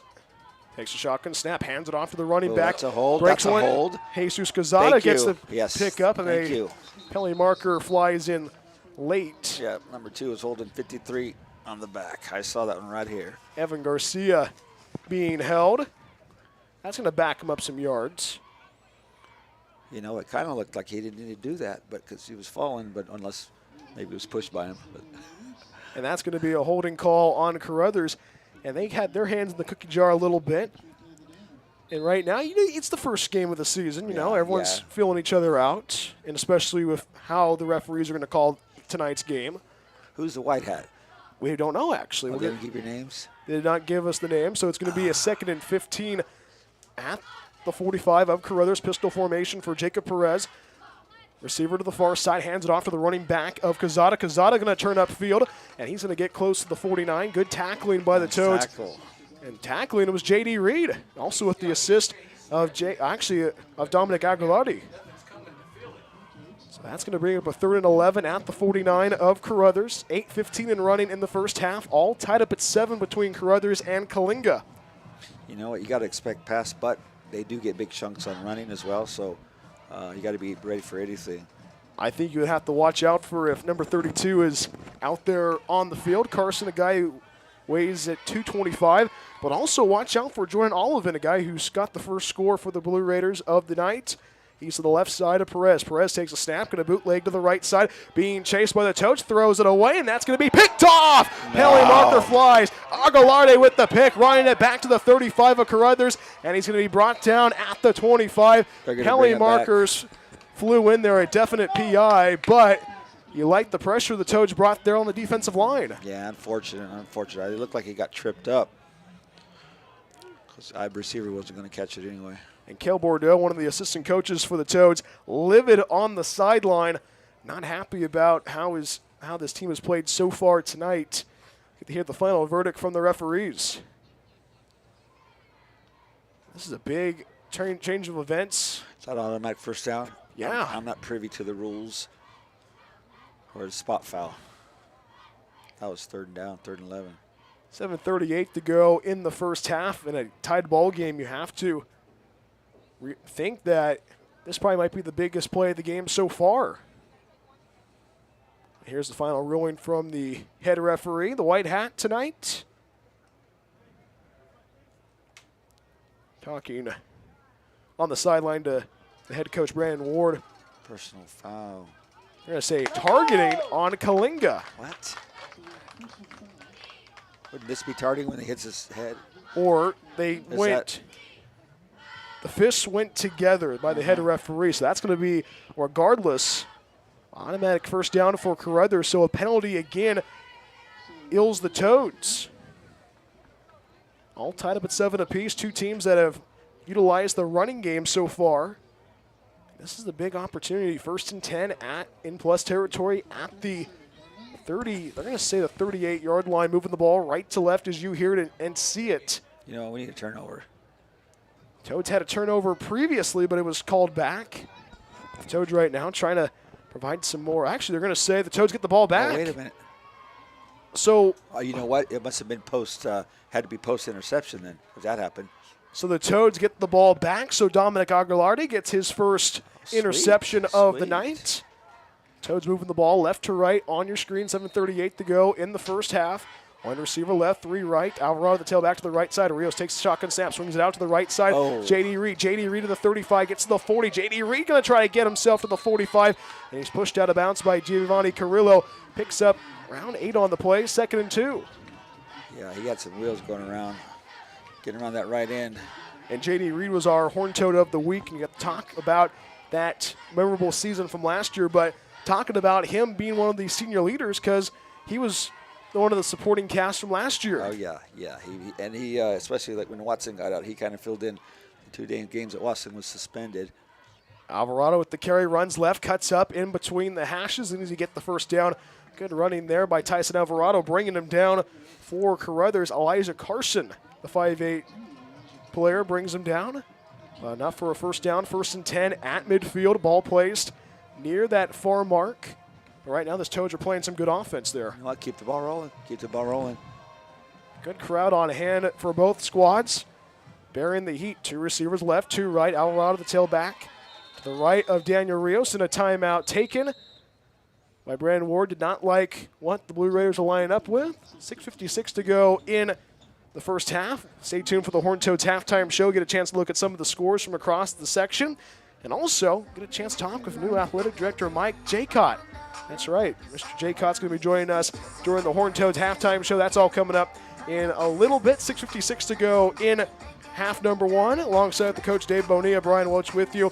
And if you're just now joining us on the Toad Streaming Network, it was the Blue Raiders that scored on their opening drive of a 1-yard run from Jordan Olivin, made it 7-0 Caruthers, and then the Horned Toads answered back with a 6-yard run from Tyson Alvarado. Yeah, you know what? Right now, it's if you can milk this clock and punch it in right at the end of the half, go in with some momentum, and come out in third quarter leading 14-7. That'd be a huge build of confidence right there. It's not the game we saw last year where it was a 49-0 victory for the Toads. This is a literal grudge match. This kind of reminds us of what we saw in 2022. 2 teams that have had a lot of great history, a lot of postseason success, squaring off in the season opener. 1st and 10 at their own 49 as the Toads. 2 left, 2 right. Alvarado the tailback to the right side of Rios, moving the ball left to right as you hear it. Low snap for Rios. Throws it left side of J.D. Reed. He's going to be an incomplete pass. Bobbled it at the line of scrimmage. 2nd and 10 at the 49. Yeah, it looked like he just tried to take off before he had it. And we didn't get a chance to go on the field before kickoff, but from our perspective up in the press box, Coach, that it feels a little bit slippery with that grass out there. Well, it looks, because I see little chunks popping up here and there, so that's. Alvarado with the carry up the gut he goes, gets past midfield, bounces off a defender, still going, and wrestled down to the ground. Elijah Carson brings him down to the ground. So Alvarado's going to get back to the line of scrimmage, so he gets forward progress, but that grass not forgiving for the Toads. Yeah, that's either new sod or wet sod. Nice looking field, though. It is. I mean, great press box. Probably one of the best press boxes in the section. Other than this bar right in my face. I don't like this configuration. Nice field, nice press box. I don't get the big, maybe they want that's how they want the windows done. 6-11 and running in the first half, all tied up at 7 apiece. 2 receivers left, 2 right. Dominic Aguilardi, the tailback to the right side of Rios. Rios takes a shotgun snap, plenty of time. Rios wants to throw it, throws it down the middle. That's going to be almost intercepted. JoJo Ortiz was licking his chops. Yeah, it looked like a miscommunication because it looked like J.D. Reed started to run a post, and he curled it back out, but the ball went to the middle. And that's going to bring up the punt unit for the Toads. First time the Toads have had to punt it away. And right now, this Toad squad saying, hey, we have to find ways to slow down this Caruthers offense. Not the best way to go. You talked about slowing down, just keep the game in your favor by playing keep away, but not the best way to start it there. Yeah, you know what? They're just working the bugs out. That's the second punt of the evening for the Toads. Eric Hernandez going to punt it away. Left to right. Gets it away. Good booming punt. Tracking it down is Andy Hernandez. Andy Hernandez is going to have a horn-toed bounce. And that's going to bounce at the 21-yard line. 1st and 10 for Caruthers. Their 4th drive of the evening, moving the ball right to left on your screen. 5:50 remaining in half number 1. And it's been a very fun game to watch. Coach Dave Bonilla, Brian Welch with you on the Toad Streaming Network. It's been a very fast-moving first half, but you expect in that first game a lot of miscues and a lot of people playing with new assignments this season. Yeah, you know, and it's also nothing. They haven't been really any big plays other than that kickoff return. But, you know, it's an adjustment for the coaches as well, having new personnel. But like I said before, they've been working for – but, you know, practice is different from the real game, you know. Hands it off up the gut is going to be the running back of Quezada. Quezada gets past, gets a hefty gain, kicks up 6 on the play, brought down by a whole host of horn-toed tacklers. Jason Ojeda with the stop for the Toads. Nice little stop, tripped him up for a short gain. And you think about how this game has gone on so far, Coach. You have to find ways to slow down this running attack. This is a 7-headed monster of the Blue Raiders offensively in the backfield. Jacob Perez in the shotgun. Gaxiola to the right, behind him. Gaxiola with the carry, runs right, trying to find the edge, and he's going to be brought down. Nice. Good tackling, Jackson Worth, the 6'3" sophomore, with the stop, and that's going to bring up a pivotal 3rd down for Caruthers. Jackson Worth, nice tackle. Sophomore, huh? That's right. 5 minutes and running in the first half, all tied up at 7 apiece between Caruthers and Coalinga. This is a pivotal 3rd and 2 at the 29 of Caruthers, moving the ball right to left. Ball placed on the far mark. And right now, this is a squad that has only had to punt the ball once in this contest. 4:41 in running. Pistol formation for Perez and the Blue Raiders. Takes a shotgun snap, going to get it to his teammate Quezada. Quezada up the gut he goes, and he's going to be tripped up behind the line of scrimmage. Good tackling there, and who else brought him down? Jackson Worth with the stop for the Toads. He's making a little presence, you know. He's only a sophomore. 265. Wow. So that's going to bring up a 4th down for the Blue Raiders. 4:13 in running, first half, all tied up at 7 apiece between Caruthers and Coalinga. A pivotal time right now for Caruthers. Nobody has burned a timeout yet. Actually, watch the ball. They've burned 1 timeout so far. The Toads trying to. I think they're going to snap it. Don't want to have a chemo special as usual. Hands it off, up the gut. Quezada picks up the 1st down. And actually does not get the first. I'm going to say he does get the 1st down. That was a close spot. That was close. But Jackson Worth met up with him. That's going to be a 1st down for Caruthers. Under 4 minutes to play in the first half. Yeah, about a half a yard too short, too long. But right now, this is a Horn-Toad squad going toe-for-toe with Caruthers. This Horn-Toad squad looking to say, hey, we got to slow down this offense.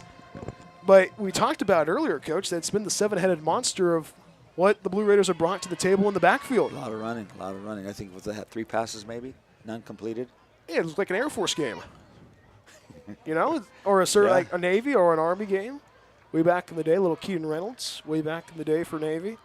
So 1st and 10 at the 37 for Caruthers, moving the ball right to left. 3:09 in running in the first half. 1 receiver on the near side. Pistol formation, hands it off. Is going to be Quezada. Quezada going to run left, trying to find the edge, and he's brought down from behind. Good tackling by Eric Hernandez, bringing him down. The 5'10 senior who's handling the kicking duties tonight for the Toads brings him down. No gain on the play, 2nd and 10. Nice play there to keep him at no gain. You like what this team is doing so far. 2nd and 10 at the Caruthers 32. Ball placed on the near mark. Under 3 minutes to play in the first half. All tied up at 7 apiece between Caruthers and Coalinga. A fist fight to begin the season opener. 2 teams not giving each other an inch. 2nd and 10 at the 32. Hands it off is going to be Perez. Hands it off to Gaxiola. Gaxiola to the left side, but he's going to go nowhere. Good tackling by Jose Sierra, the 5'10 junior. Yep, tripped up by Max Hernandez as well. Max Hernandez was somebody that the Toads coaching staff was talking about this week, getting ready for game against Caruthers. So a pivotal 3rd down and 10. You've seen Caruthers throw the football around a little bit. Do you expect the pass, or you just load the box here, Coach? You know, I expect some trickery, some type of run. This is probably 4-down territory. 144 and running in the first half, all tied up at 7 apiece. 3rd and 11 from the 31. Perez in the shotgun, takes a shotgun snap as Perez throws right side. That's going to be caught close to the first down marker. Giovanni Carrillo reels it in. Good tackling by J.D. Reed, and that's going to be a 4th down. And let's see what the whistles are going to be here. A timeout taken by Coalinga. I think the receiver got confused as he got up and did a little first down signal. He was looking at the wrong stick. Well, we have a break. Hey, thank you for those that are listening. I know a couple of my students are listening. Tommy Rico, you're the man. Tommy's listening right now? Tommy and little Tommy. All righty. Little Tommy in class. I'll see you on Monday. So a turnover on downs for Caruthers makes it actually I'm going to say 4th down, I should say. My apologies. Yeah. Just jumped the gun a little bit. 4th and 2. This timeout right now for the Toads. Alongside the coach, Dave Bonilla, Brian Welch with you in Caruthers at Anderson Field. 1:27 to go in the first half. All tied up at 7 apiece between Caruthers and Coalinga. And a 4th and 2 from the 40 of Caruthers. Do you expect the run or the pass? I expect them to draw them off, try and draw them off, but I think they will snap it. They will snap it. It showed when they snapped it earlier. Let's see if they're going to put Carson into the game. Carson's been a guy that has jump-started drives for the Blue Raiders, but they are going to bring out Gaxiola. Gaxiola is going to be the tailback in the backfield with Perez moving the ball right to left as you hear it and see it. 2 receivers on the near side, 1 on the far. Hands it off to the running back, Gaxiola, shaking and baking. Grayson Redding going to try to bring him down, but he's past the first down marker, so a 4th down conversion for Caruthers makes it a timeout for Caruthers. Second timeout of the first half. 1 more timeout for Caruthers. And right now, you think about how the Horned Toads have played so far tonight. It's been the little things that have hindered the Toads so far in this first half. Yeah, well, that was 4th and 2, and they got 2.5. It looks like the tackler met him at the line of scrimmage, but his momentum just pushed him across the line. With 1:23 left, you got to expect the pass pretty soon. These are 2 teams that have not passed the football around yet in the season opener, all tied up at 7 apiece. Caruthers got on the board in their first drive of the game. A 1-yard run by Jordan Olivin. The Horned Toads answered on their second possession with a 6-yard run from Tyson Alvarado, so tit for tat with the running game. And 1st and 10 at the 43 for Caruthers, moving the ball right to left as you hear it. Only 83 seconds remaining in the first half. This is a pseudo 2-minute drive, but if you can hold him here, this would be a big opportunity. Gaxiola to tail back to the right of Perez. Perez takes a shotgun snap, hands it off to Gaxiola, runs left, trying to find the edge, and a good tackle by J.D. Reed at the ankles, brings him down for a loss of 1. 2nd and 11 for Caruthers. I'm not sure. Again, I'm not up on the big rules, but that looked like a crackback on Eric Hernandez. Is that, that blind side where you can't? I'm guessing that's illegal too in high school. I'd have to read up. We have to bring the rule book next week. There you go. Perez takes a shotgun snap, throws it down the middle. That's going to be incomplete. He was holding him.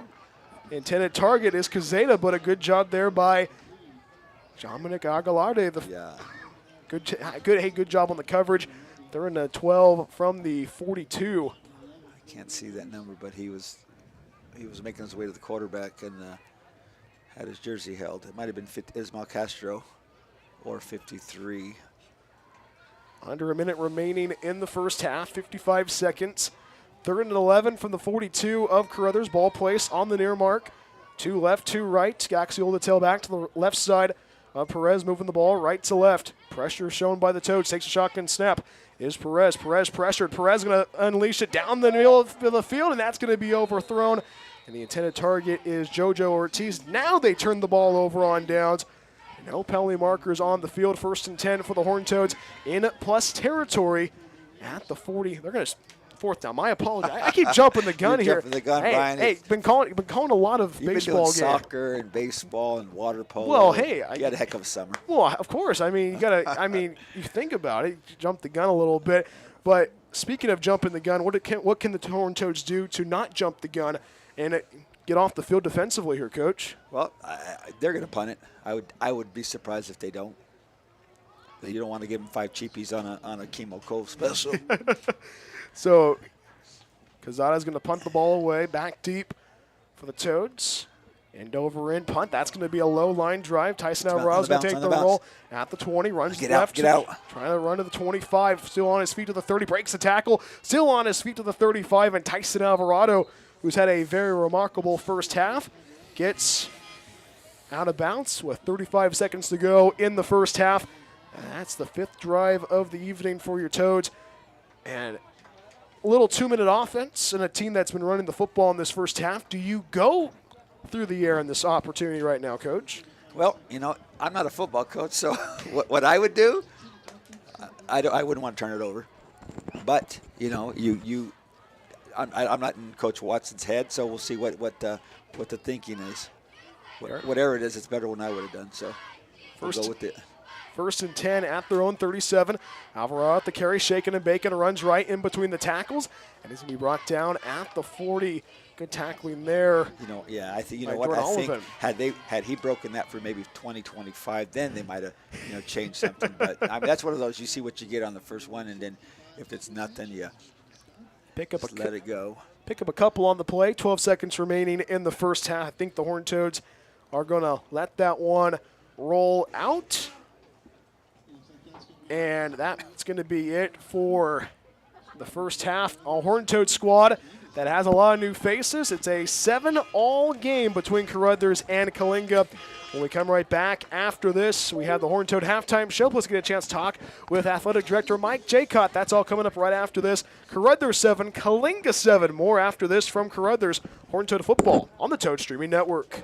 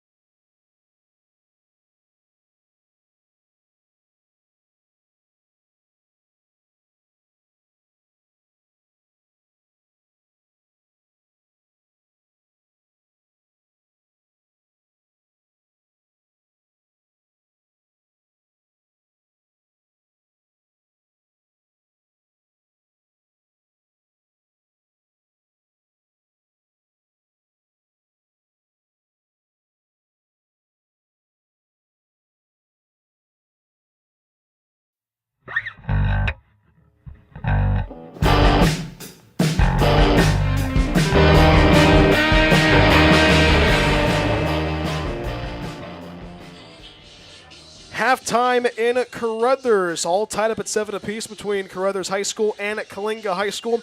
My name is Brian. Welcome to the Toad Streaming Network. Glad to be a part of your Friday evening, wherever you may be tuning in, and welcome to the Horned Toad Halftime Show. A very entertaining first half. If you like defense, you came to the right place tonight for the season opener at Anderson Field. Horned Toads having their moments tonight offensively in the first half, with the Toads finding ways to get into the end zone once with a 6-yard run by Tyson Alvarado. Let's take a look at the drive summary in the first half. Caruthers got the ball to start off the ball game, and they got a great return starting at the Horned Toads' 33-yard line, and they ran the football with a lot of Horned Toad penalties that aided that drive, and a 1-yard touchdown run by Jordan Olivan got the scoring going for Caruthers High School. Coalinga on their first drive of the evening, the first drive of 2025, had a 3-and-out. They had to punt it away. And Caruthers had to punt it away. Started at their own 39-yard line, a 3-and-out. Coalinga on their second drive started at their own 40-yard line, and they found their way into the end zone for 6. With a 6-yard run from Tyson Alvarado, his first touchdown of 2025. So it was all tied up at 7 apiece. Caruthers got the start, and they had to punt it away. Caruthers had a 3-and-out. They had Coalinga had to punt it away. Caruthers had to punt it away, and Coalinga got the last possession of the first half. Horned Toads right now playing some really good offense. We talked about this in the pregame show. The Horned Toads having their moments last season, that air attack offense, throwing the football through the air. But this season, you're going to see a lot of the running game. Tyson Alvarado made his name known, but also Daniel Rios, the starting quarterback for the Horned Toads, a 5'10 junior, having his moments in the first half, a guy that is running the football a lot more, kind of what you see in the triple option look. And the Horned Toads right now trying to get their first one of 2025 in the James Watson era, acting head coach for your Horned Toads. Horned Toads 2 quarters away from trying to decide this one, all tied up at 7 apiece between Caruthers and Coalinga. A lot of fun so far in this game. The coach Dave Bonilla is going to be joining us in a little bit, but the Horned Toads trying to get themselves into the win column for the first time this 2025 season. Athletic Director Mike Jaycott's going to be joining us in a little bit. He might join us next week when the Horned Toads have their home opener against Sanger West High School. That's going to be a very fun game. Get to see all of you at Chuck Garton Memorial Bowl. And also, I know a lot of people are at the game tonight in at Caruthers at Anderson Field. A lot of orange and black on that east sideline. But it's a 7-7 game between Caruthers and Coalinga. When we come right back after this, hit the second half for you from Caruthers. Good one. Open up the 2025 campaign. More after this. Horned Toad football on the Toad Streaming Network.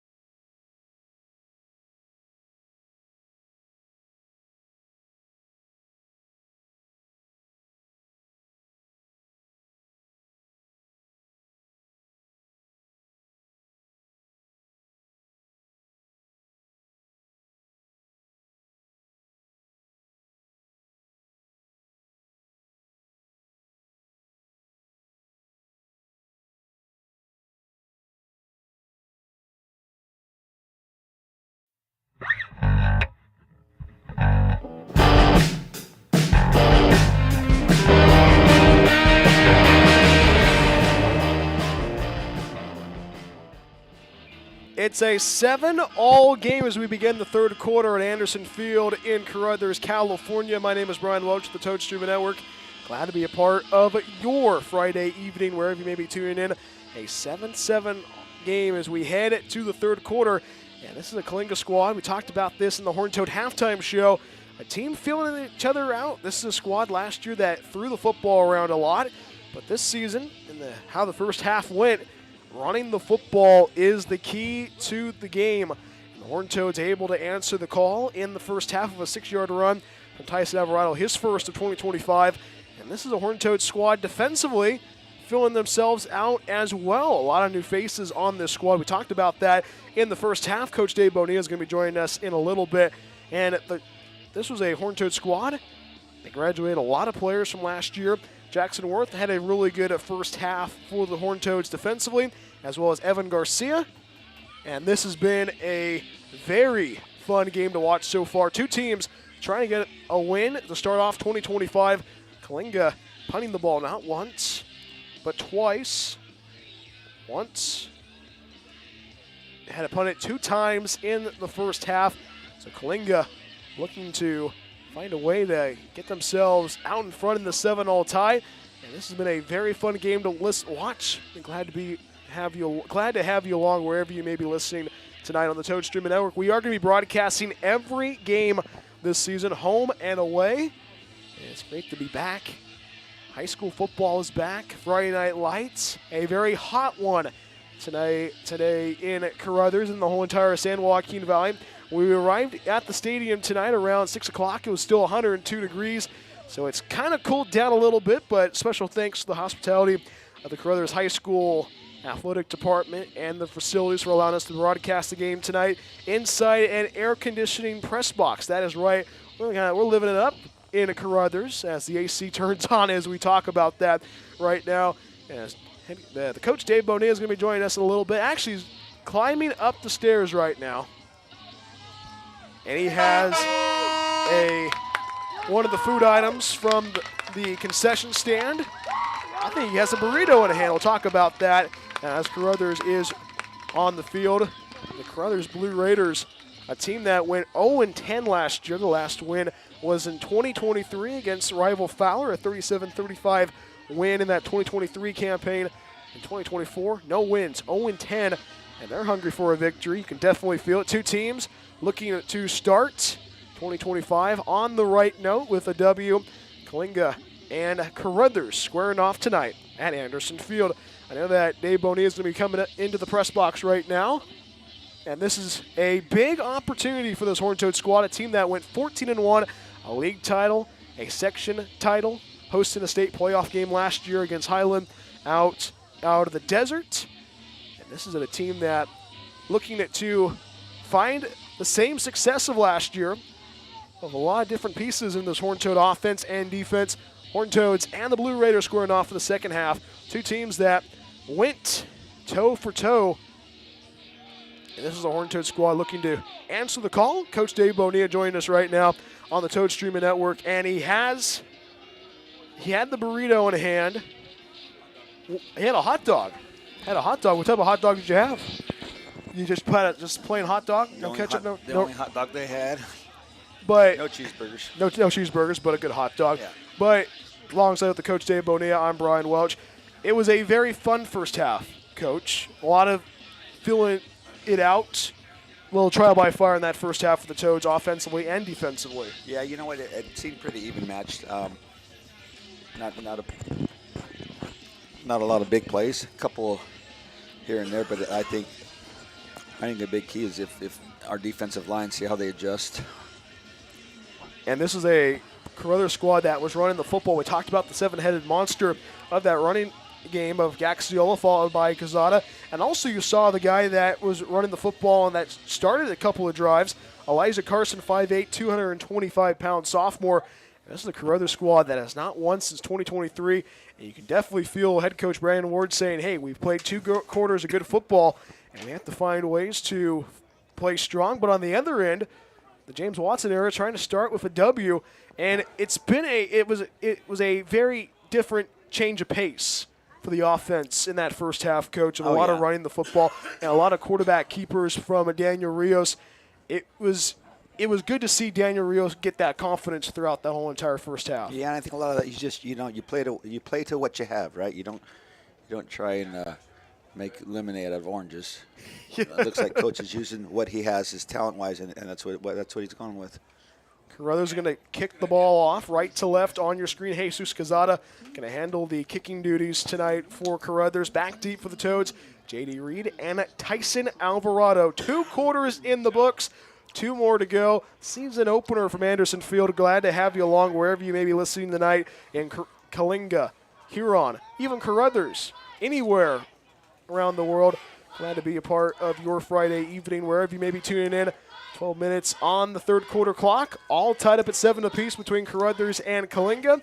Jesus Quezada gets ready to kick it away, swinging his right leg into the football, and that's going to be an end over end taken by J.D. Reed at the 15, runs the 20, runs the 25, 30, still on his feet to the 35, finds a hole, and he gets to the 39. J.D. Reed knew that he had some good space, and a couple of extracurriculars after the play brings up a 1st and 10 for Coalinga, first drive of the second half. Yeah, it's got to be wet out there. I tried to make that cut, and he just slipped. So J.D. Reed goes to work offensively. 1st and 10 at the 38, moving the ball left to right on your screen. 6th drive of the evening for Coalinga. Ball placed at the 38 of Coalinga. Ball on the near hash. 1st and 10 for Daniel Rios, new quarterback for the Toads. Alvarado, the tailback to the left side of Rios. 2 receivers left, 1 right. Rios going to call his own number. Up the gut he goes, and he'll be wrestled down to the ground. Good tackling for the Blue Raiders. Bringing him down is the senior Salvador Mendoza. Apparently picks up 1 on the play. 2nd and 9 for the Toads. Yeah, that play didn't go anywhere, but we'll see what they got here on 2nd down. 2nd and 9 at the 39 for Coalinga, moving the ball left to right as you hear it and see it. 11:39 and running in the third quarter. Rios in the shotgun, claps his hands once, tossed to the left side. Tyson Alvarado is going to be brought down in the backfield. Huge tackle there. Jordan Olivan smells that play out, and it brings up 3rd and 20 miles for the Toads. Yeah. I don't think anybody got a hand on him. He was in there quick. And Olivan had a big play in that first half that derailed a Horn Toad drive. Trying to derail the first drive of the second half. 3rd and 20 miles with the Toads. 11:09 and running in the third quarter. All tied up at 7 apiece between Caruthers and Coalinga, season opener at Anderson Field. He's a junior. 1 more year for the Blue Raiders. And Olivan, a guy who scored the only touchdown for Caruthers, making his mark known defensively. I'm going to say officially 3rd and 15. Rios throws right side complete by J.D. Reed. One-handed grab to the 42. And that's going to be back to the original line of scrimmage, a couple of yards past. That's going to bring up a 4th down for Coalinga. And the Horn Toads, for their first drive of the second half, forced to punt. And that's a disappointment right there if you're Coalinga there, Coach. Well, yeah, you know, at the 3 and out, you want to start off the second half on a positive note and drive it down a bit. Unfortunately, they couldn't do that. And you think about if you have to find that assignment if you are Coalinga. Eric Hernandez is going to punt it away for the Toads. Left to right on your screen. Gets the snap. Punts it away with the right leg. End over end. Taking it is Andy Garcia. Andy Garcia is going to get out of the way. Grayson Running's going to try to track that one down. And it's a Horn Toad bounce at the 34-yard line for Caruthers High School. 1st and 10 for the Blue Raiders. First drive of the second half, and right now you can definitely feel this Horn Toad squad. They had their moments defensively in that first half, but you saw progression through that first half, Coach. Yeah, you know what? Let's see if they can make a statement here and adjust, depending on how they what the halftime talk was like. I'm going to say 1st and 10 at the Caruthers 35, moving the ball right to left, all knotted up at 7 apiece. 10:02 to go in the third quarter. And this is a big opportunity for the Horn Toads to slow down the Blue Raiders offense.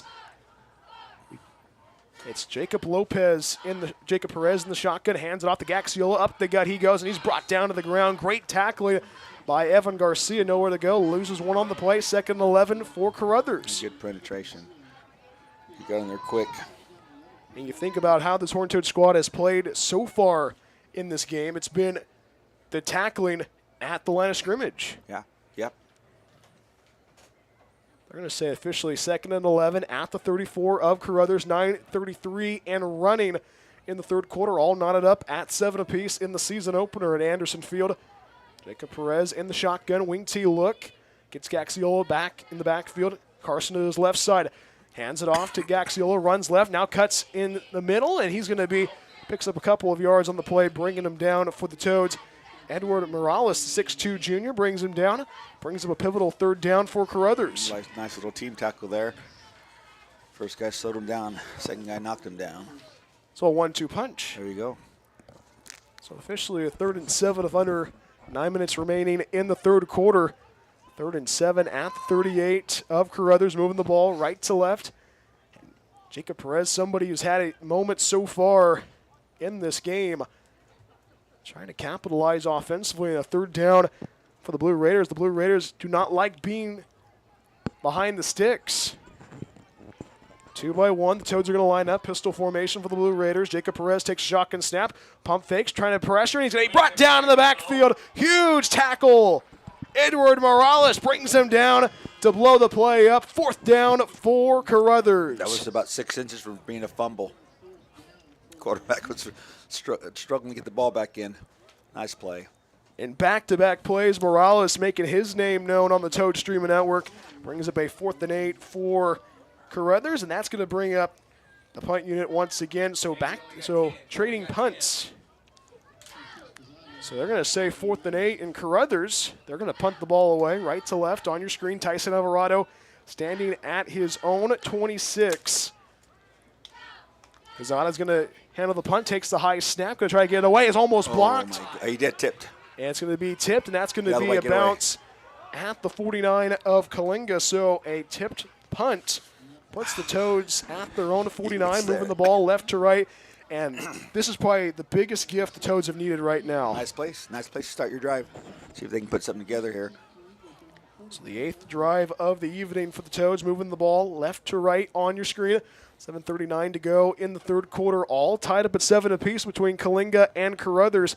2 teams that scored with the running game in that first half, trying to capitalize once again. 2 teams that have seen each other in 4 meetings in the last couple of years. 2 meetings in that 2022 season. 2 left, 2 right. Rios in the shotgun, takes a shotgun snap, wants to throws left side. That's going to be complete to Eric Hernandez, lowers the shoulder, gets the first down. Eric Hernandez picks up the first down.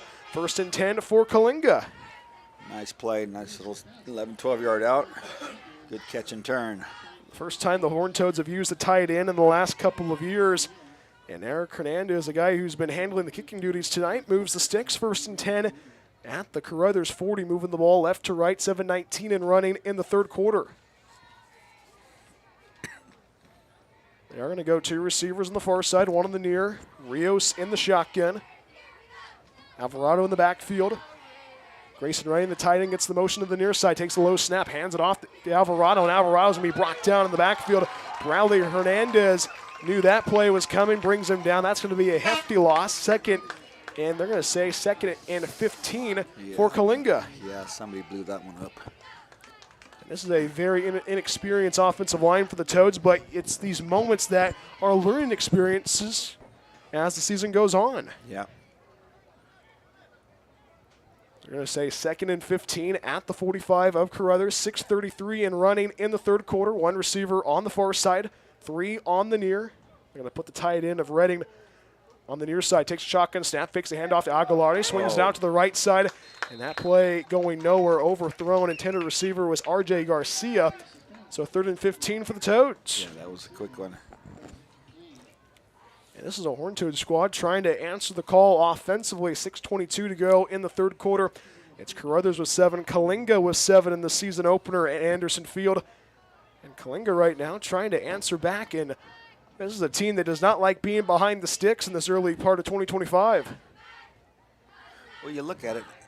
Look at who's on the field. How many of those guys were on the field last year? 1, maybe 2. Rios takes a shotgun snap, plenty of time. Rios going to dance around. He's going to be sacked in the backfield. Bradley Hernandez makes his name known once again on this drive, and he gets him for a sack, and it's going to bring up a 4th down for Coalinga and a drive that stalls with a sack from Bradley Hernandez. Yeah, it looked like he was going to try to go long. Just couldn't get rid of it. They were going trips to the near side, putting the tight end Grayson Redding there. But it brings up a 4th and 17 with 5:50 and running in the third quarter. So a 3 and out for the Toads once again. So 3 straight punts to begin the third quarter. And with 5:40 and rolling in the third quarter, penalty marker flies in. Let's see what the call's going to be.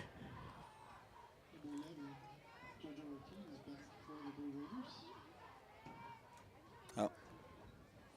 He counted wrong. He thought someone was. Yep. So they wave off the penalty marker. He pulled a Brian Welch. Oh my word! It's great to be back on the Toad Streaming Network. Dave Bonilla, Brian Welch with you.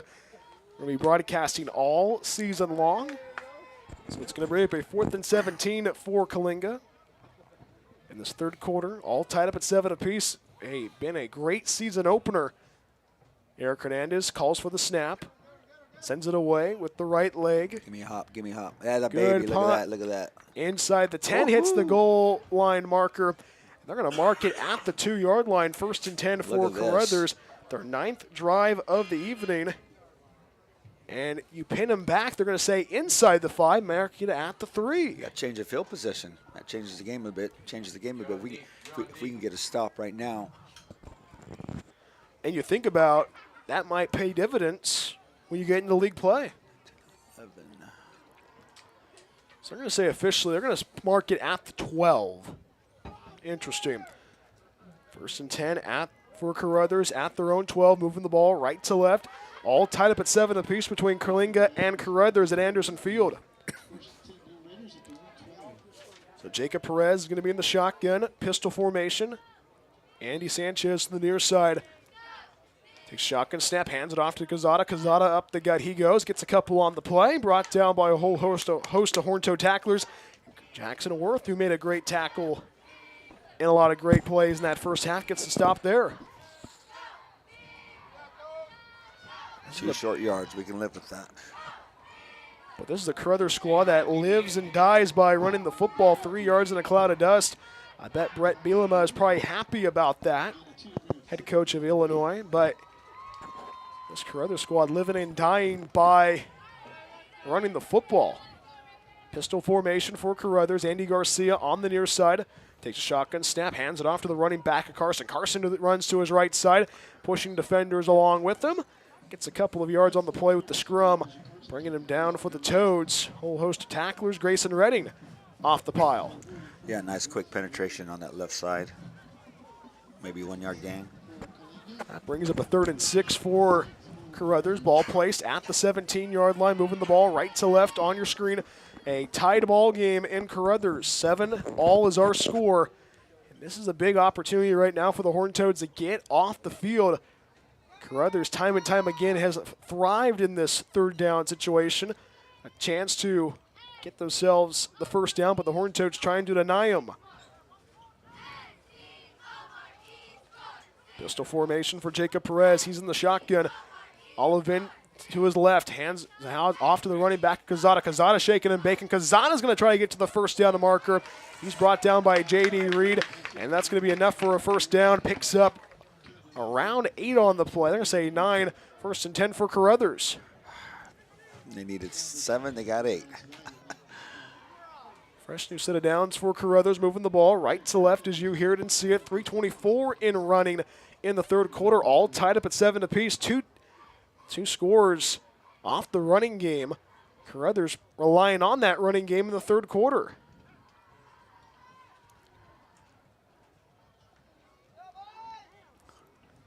Caruthers going to huddle up with 3:05 in running in the third quarter. Pivotal first down. 1st and 10 at the 26. Moving the ball right to left. 1 receiver left, 2 right. Pistol formation. Cazada, the tailback in the backfield. And a penalty marker before the snap. Movement before the snap. Let's see what's going to be the call here. Toads. And that's going to be on the Toads. The procedural penalty haunts the Toads once again. Have not seen that since the early part of the first half. It's going to be halfway to go. 1st and 5 for Caruthers. Yeah, you don't want to give them those freebies. First and 5 at the 31, moving the ball right to left on your screen. One receiver on the near side, two on the far. Pistol formation for Jacob Perez. Takes a shotgun snap, hands it off to Olivan. Olivan up the gut, corkscrews out of a tackle. Olivan's going to get the first down. Picks up 7 on the play. First and 10 for Caruthers. Yeah, that's a big boy. Olivan, a guy that ran the football well. Olivan checking in at 5'7", at 230. You can't arm tackle him. You need the full Monty. That kind of reminded me of what you might have saw of Hunter Babb way back in the day in the last couple of years for Caruthers. Jacob Perez and this Caruthers squad gaining some momentum right now. Coach, how do you try to quell that? You need to stop. Yeah. You need to stop. Hopefully we get a turnover, force a fumble, something. Olivan and Gaxiola in the backfield. Gaxiola with the carry. Gaxiola going to get himself out, keep the pile moving with the scrum. Gets past the 45, close to the 47. Brought down by a whole host of Horned Toad tacklers. Grayson Redding leading the charge, and that's going to bring up pivotal second down right now. And Caruthers right now controlling the time of possession. And if you're Coalinga defensively, you have to find a way to get a stop here. You have to play big boy football. Second and short. This is a part of the field that Caruthers has thrived at tonight. 2nd and 1 at their own 47. Gaxiola and Olivan in the backfield. Olivan with the carry up the gut in between the tackles. Grayson Redding trying to bring him down, but Olivan forces his way forward for a first down, gets to midfield, picks up 3 on the play. 1st and 10 for Caruthers. Another first down for the Blue Raiders, and it's running the football up the gut there, Coach. Run. Yeah, we need to stop. So right now, this Horned Toad squad trying to keep this Blue Raiders offense from scoring. A team that has not scored since their opening drive in the first quarter. Back and forth, punts galore in the season opener at Anderson Field. Horned Toads right now trying to slow down this offense. Gaxiola and Carson in the backfield with Jacob Perez. Perez takes a shotgun snap, hands it off to Gaxiola, running left, trying to find the angle. Nice and a good tackle by Tyson Alvarado, officially there to greet him, but finishing him off, Grayson Redding. You know, I didn't make the tackle initially, but he did enough to turn him in. He got in the way. And think about this, Coach. This is only game 1, but think about the progression of Tyson Alvarado throughout this whole entire season. Think about where he's going to be at in October. Yep, that's what you want him. You want to get better every game. 13 seconds remaining in the third quarter. One final play for the Blue Raiders in quarter number 3. Quick quarter. When you run the football, it is a quick quarter, Coach. One receiver either side takes a shotgun snap. Is Perez, hands it off to Quezada. Quezada running right, trying to find the edge. Yes. And he's brought down behind the line of scrimmage. Great tackling there by the Toads. Toads bringing him down, and it's Tyson Alvarado once again. And that's the final play of the third. They're going to say R.J. Garcia as well with the tackle. And that's the final play of the third quarter. After 3 in Caruthers, we're all knotted up at 7 apiece. It's Caruthers with 7, Coalinga with 7.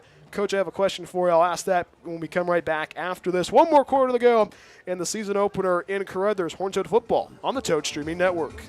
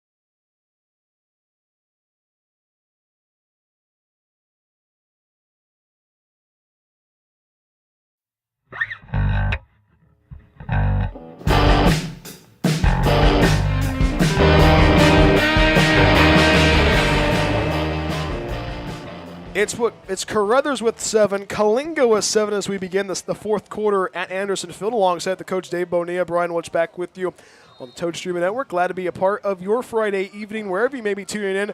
3rd and 16 for the Blue Raiders to begin the fourth quarter. Hands it off to Quezada. Quezada in between the hashes, and he's brought down right by the official line of scrimmage. Max Hernandez with the tackle for the Toads. And that brings up a 4th down to begin the fourth quarter. And a good job there by the Horned Toads to stop the advancement of the Blue Raiders offense. Yeah, they were rolling there for a while, but at those last 2 plays, I see how the defensive, the corners guys, they came up quick. So 4th and 11 at the 49 for Caruthers. Really going in the fourth quarter, all tied up at 7 apiece. All the offense we saw was in the first half. Caruthers struck first, and Coalinga answered back. But that's just been the offense so far in this season opener. And how about this, Coach? 4 straight punts. For Caruthers? No, 4 straight punts in total in the second half. Oh. If you like punting, you came to the right place. Iowa, you know. And now a delay a game on Caruthers puts salt in the wound for the Blue Raiders, a Blue Raider squad that has relied on the running game so far tonight, but the running game has been smelled out by the Toads defense, and a good job by the Horned Toads to adjust to what Caruthers has brought to the table so far tonight. Those last 2 defensive plays look like they adjust to it. Right now we could use a big run back. Jesus Quezada is going to punt the ball away back deep as Tyson Alvarado. Good end-over-end punt into the night sky, into the sand wall at Keena Valley. Tyson Alvarado is going to try to track that one down, and that's going to be a Caruthers roll at the 15. So that is going to bring up a very interesting situation if you are Coalinga. 1st and 10 at their own 14, moving the ball right to left on your screen. 9th possession of the night, and that is the 3rd possession of the evening in the second half. You had to punt the ball twice. What do you want to see in this drive if you are the Horned Toads there, Coach? Pick your time. Methodically drive down, pick away, but it's a battle. Think about how this offense has gone so far. You might see a little bit of Daniel Rios. Horned Toads start at their own 14-yard line, moving the ball right to left as you see it. And here at 10:55 remaining in regulation, time is on the Toads side, but now a late substitution. Esmo Castro, the senior, goes off the sideline. Substitution coming in for the Toads. Jackson Worth checks in on the right side of the line. You'd like to see this offense kind of go down and score and help that defense, because they picked it up a little lately. J.D. Reed on the swing pass, shaking and baking at the 15, still on his feet. J.D. Reed to the 20, penalty marker flies, and he gets to the 30-yard line. J.D. Reed limping after the play. I saw that one. J.D. Reed, one of the senior leaders for this squad for the Toads. Gonna jog it out. Penalty marker on the field. And they're gonna say it's gonna be a holding on Caruthers, so penalty. No, he went the wrong way. It was our guy pretty much grabbed his jersey and sat on him. So that's going to be a holding call on the Toads. And if you're acting head coach James Watson, you might be pulling your hair out, because it's been the procedural penalties that have plagued the Toads so far tonight. Yeah. You know, it's a catch-22. He holds him, he gets that play. He doesn't hold him, he makes the tackle there. But that's all Monday morning quarterback stuff. 10:43 and rolling in regulation, all tied up at 7 apiece. 1st and 20 for the Toads at their own 5, moving the ball right to left. Rios in the shotgun, tailback to his right side, running with the motion. Hands it off is Algalade. Algalade with the tackle, and he's going to go nowhere. Brought down by Giovanni Carrillo, and the Blue Raiders have had Algalade's number so far tonight in the season opener, and that brings up a pivotal 2nd down already. 2nd and 20, no gain on the play. Yeah, unfortunately, he didn't get much help there. And this is an offensive line that's had its moments so far tonight, and you don't really want to. I know it's only 2nd down, but you don't really want to punt the ball away. If you don't want to. No, you don't want to, but you're deep. But most importantly, you don't want to get a safety if you keep going back on this drive. So they are going to say 2nd and 20, 10:16 to go in regulation, all tied up at 7 apiece between Caruthers and Coalinga. Big opportunity right now for the Toads to try to get themselves going, and a timeout taken. Actually, there's an injured Blue Raider on the field. And you know what? You don't need to get it all in one chunk, right? You got about, 15, 16 yards. Get yourself maybe 7, 8, 9 yards and then make it a manageable 3rd down. Do you go to the passing game? I go to my offensive coordinator. You're not going to trick me on that. Remember last year you asked me about that 1993 team, and I didn't answer it because I said I didn't know who was there. I didn't see that team, so I'm not going to. I know a couple of guys. I think somebody kind of talked to you about the best team in Coalinga. You know, I didn't talk to Wojiwoto. I talked to who else was it? Johnson as well. Yeah, it was which Johnson? I'm trying. Mini Johnson. Okay, But I got you one. That's the first time I've stumped you because you have a name vocabulary that goes way back from any players. You're like my buddy Tim Messer. Shout out to him. He can. You name a college NBA player, he'll tell you where they went to college. Really? Yeah. He might be rusty now, but he should name it anybody. Officially 2nd and 16 for Coalinga, moving the ball right to left. All tied up at 7 apiece, and this is the Horned squad trying to keep the offense moving. An offense which has struggled so far in this drive, 9th drive of the evening. And motion before the snap we'll take it on Caruthers. That's going to push 5 yards. Hey, we talked about chunk plays. Well, you know 5 what? yards right there, Coach. That's a cheap one. We'll take it. So now when you're 2nd and 10, 2nd and 11, you really have more options, and you can still piece it together, maybe 7, 8 yards, 6 yards. Then you got a decent 3rd down attempt. We're going to mark it 2nd and 10 at the 14-yard line, moving the ball right to left. And this is a big opportunity if you are Coalinga. Have a chemo special on 2nd down. You know where that came from, chemo special? You would always say that? No, where did it come from? He was a JV coach way back in the 90s or 2000s, and he always did it, and it worked most of the time. Takes a shotgun snap, looking, throws left side, complete to R.J. Garcia, and R.J. Garcia is quickly met up by a whole host by the tackler for Caruthers. Bringing him down for Caruthers is Daniel Duran, the senior DB. That's going to bring up a 3rd and 6 after a gain of 4. A lot of cramping. Got an injured Raider down. And this is probably one of the hottest days of the year so far in 2025, and it's ironically the season opener and a 2nd injured Blue Raider so far tonight. And he's being stretched out alongside with the coach Dave Bonilla. Brian Welch with you. And it's 92 degrees in Caruthers. It was a hot one.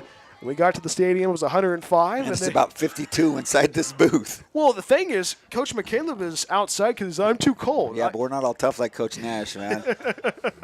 Coach Nash can handle it. Hey, but it's 3rd and 7 right now, Coach. Yeah. What do you think the Toads are scheming right now? Well, they got to get. Obviously, they got to get the 1st down. But I'd go my offensive coordinator, but I would tell him maybe Alvarado around the right side or the left side. You know what? I'd go to the wide side, right side. This See what they got. This is a Horned Toad squad that has not answered since the first half on their 2nd possession. That 6-yard run from Tyson Alvarado, all knotted up at 7 apiece between Caruthers and Coalinga. Season opener at Anderson Field, trying to turn the tide in their own favor. 9:33 to go in regulation. Time is still on their side, but it's ticking down. One receiver on the near side, 3 on the far. Aguilardi, the tailback to the right side of Rios. They may try and get another cheap one. Nope, there we go. Rios takes a low shotgun snap pressure. Rios going to try again himself, and a penalty marker flies in late. Brought down by Abraham Perez, the 5'6 senior. But a penalty marker in the backfield might mean a holding call, which has been the problematic so far for the Toads tonight. They're going to decline it, yeah. Decline it, make it 4th down. How about this, Coach? The 5th straight 3-and-out in the 2nd half. For us or total for everybody? Everybody. Everybody. Punting. Was it 3? Well, they're going to punt it away right now, but Oh, yeah, it was, huh? the 5th punt of the 2nd half. If you like punting, you came to the right place tonight for the season opener. Perez going to punt it away. Get a Good end over end punt. Sanchez going to clear out of the way. Gets to the 49. Ojeda's going to make the grab. And that's going to be 1st and 10 for Caruthers, their 10th drive of the evening. And this is a big opportunity right now for Coalinga defensively. Not the drive you wanted to see offensively, but hopefully the Toads defensively can keep their defensive presence going right now. Big opportunity defensively. You know, I'll be honest. I like the adjustment of the defense in the 2nd half. I think that, they made some adjustments and they're holding them. Let's see if they can hold it up for, again, we need a turnover. Keep talking about that. Hey, keep bringing that up there, Coach. It might show up, you know? Yeah. They're going to mark it at midfield, 1st and 10 at the 50-yard line for Caruthers. 10th drive of the evening. Hands it off to the running back of Oliven. Oliven up the gut, shaking and baking, bringing him down. That. Evan Garcia brings him down at the line of scrimmage. Good tackling by the Toads, and Oliven being wrapped up by the Toads front line. You like what this Toad's doing. Oh, he's hobbling. He's hobbling. And the guy who has the only score for Caruthers is limping off the sideline. Jacob Perez does have Elijah Carson in his disposal as well. He's going to be in the backfield with him, as well as Gaxiola. Gaxiola going to be the tailback in the backfield. Pistol formation, one receiver either side. 2nd and 10 at the 50-yard line. Penalty marker That's flies. going to have to be offense if they blew the whistle. And we'll see what the call is going to be, and that's going to be a penalty marker on Caruthers. So get a good tackle, and then a 5-yard penalty backs them up. That's going to bring up 2nd and 15 at the 45. You know, I don't think Caruthers has much confidence in their passing game. That stop on 1st down was huge because that changes the options on 2nd down. But now 2nd and 15. Evan Garcia, a guy who only had 2 tackles in the 2024 campaign, with a huge tackle there. 2nd and 15, 8:27 to go in regulation. Takes shotgun snap. Perez takes the handoff. Bootleg to the right side. Throws. The ball's deflected away. And almost intercepted. Getting his arms up in the air was Max Hernandez. And it brings him a 3rd and 15 at the 45. Oh, he got hammered. And that's legal. Ball was tipped. That's legal. Almost a fortunate land in the Horned-Toad hands.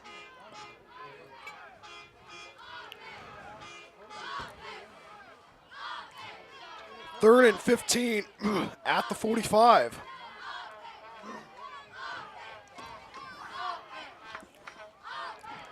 Biggest play of the evening so far as my voice decided to go out.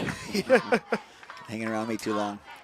Perez in the shotgun, takes shotgun snap as Perez. Go, Perez, go, plenty go. of time. Perez wants to unload it down the near side. That ball is going to be intercepted. Jason Ojeda with the pick. You called it, Coach. Turnover. Horned Toads get the ball back. 15, 20, 20. It essentially ends up being like a punt, but we'll take it. And Jacob Perez hobbling to the sideline. Jason Ojeda gets his first pick of the season in the evening. Huge pick right there, Coach. Yes, change the momentum. See if we can get a couple of 1st downs. I haven't been in practice. Have you seen their kicker? Does he have range? I have not seen Eric Hernandez kick, but I've seen him punt. But 8:12 to go in regulation. Big opportunity now for the 10th drive for Coalinga. 1st and 10 at their own 30. And a timeout taken by Caruthers. We'll take a timeout as well. All tied up at 7 apiece. Can the Horned Toads answer back offensively in the season opener? We shall see. Horned Toad football on the Toad Streaming Network.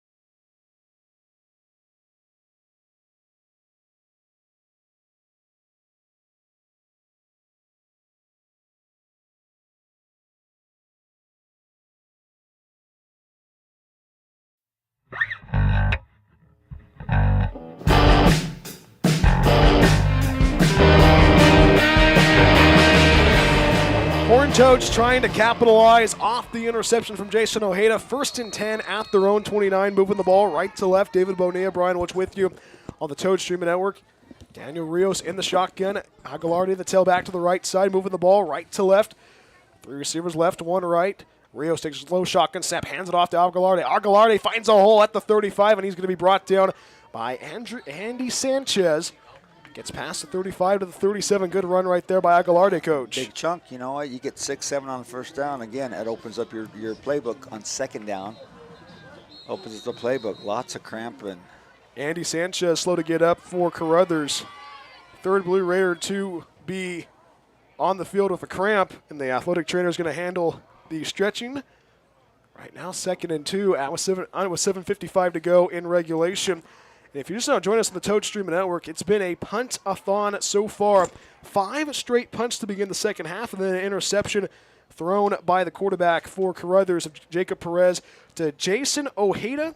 And this is a big opportunity right now for the Toads offensively, which the offense has been very stale so far in the second half. Yeah, you know, they can't get anything going. And, there's been a couple plays where a couple of missed blocks that went for no gain. But let's see what they come up with here. Again, you know, it's if they can get that passing game going. And this is a big drive for the Toads. 10th drive of the evening. Start at their own 29-yard line, moving the ball right to left on your screen. Andy Sanchez helped up, and he's going to go to the sideline. And Sanchez has been a good part of this defense for Caruthers. He's going to be missed. The Toads right now trying to capitalize on that. 7:55 to go in regulation.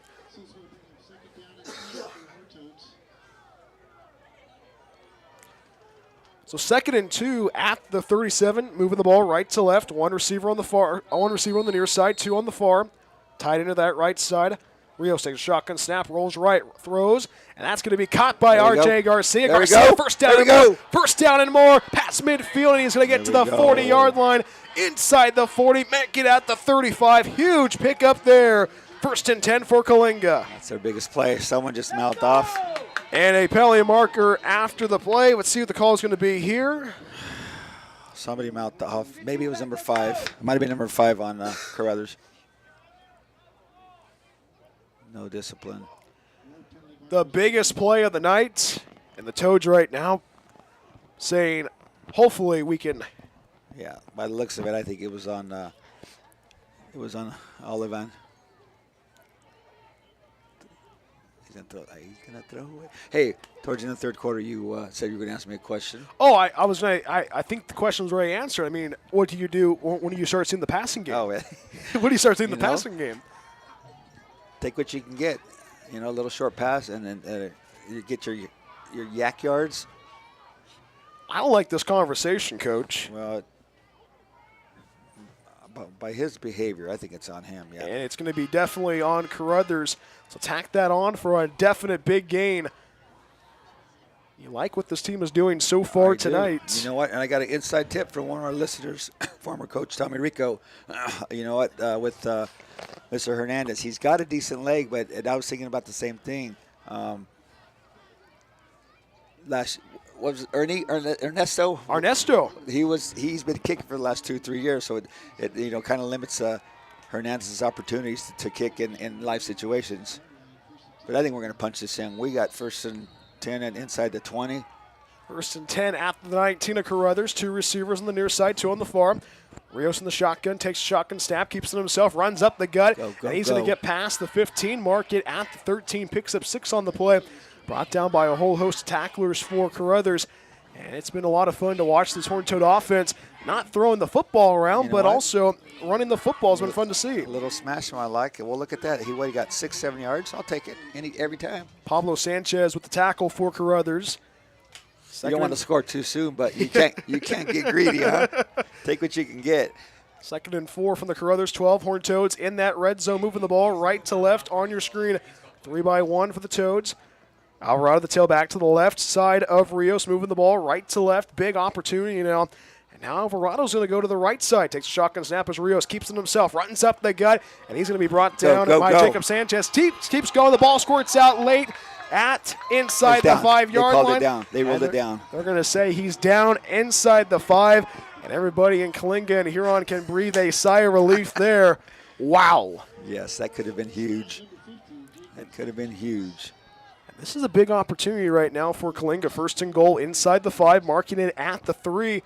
And the Toads are going to go 3 by 1. 3 receivers on the near side, 1 on the far. Alvarado the tailback to the right side of Rios. Ball on the far mark, 6:38 and running in regulation, all tied up at 7 apiece. A chance to get the knock on, get a chance to break this 7-all tie. Rios with the keeper, going to push for the second effort. Gets to the goal line, and he is not going to get there, says the near judge. Second and goal from the 1. And now another Blue Raiders. And the ball's out, and Caruthers gets the ball back.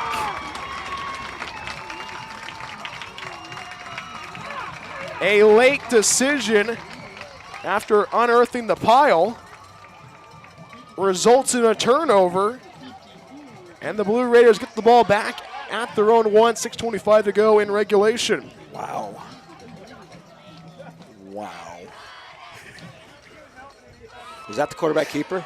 Quarterback keeper up that gut and does not go. So it's going to bring up they're going to say it was in the end zone, so that's going to be a touchback, 1st and 10 at their own 20. At the end? Well, okay. Well, he must have fumbled it out. Yeah, of out, the end zone yeah. he went into. We did not really get we did not get an actual, we just got the actual signal, so a turnover puts it 1st and 10 at the 20. Goodness. You know, and you can't really fault that call because they've been moving the ball. Unfortunately, he just coughed up the football. So Caruthers gets the ball back. Jacob Perez trying to capitalize on the momentum, hands it off to Gaxiola. Gaxiola runs left, trying to find the edge, and he's brought down by Jackson Worth. And the shining moment so far tonight is the defense. Jackson Worth being one of the guys that's been fun to watch. Yes, you know what? And the defense right at it, stepping up right away. And the offense has had its shortfalls, but the defense has had its greatness. Jackson Worth, somebody who's had multiple tackles tonight. And it brings up a 2nd and 10 at their own 20. Carson goes in. Carson's going to go to the sideline, I should say. Caruthers trying to capitalize off a turnover in the end zone. 2nd and 10 at their own 20, moving the ball left to right. 5:44 in running in regulation.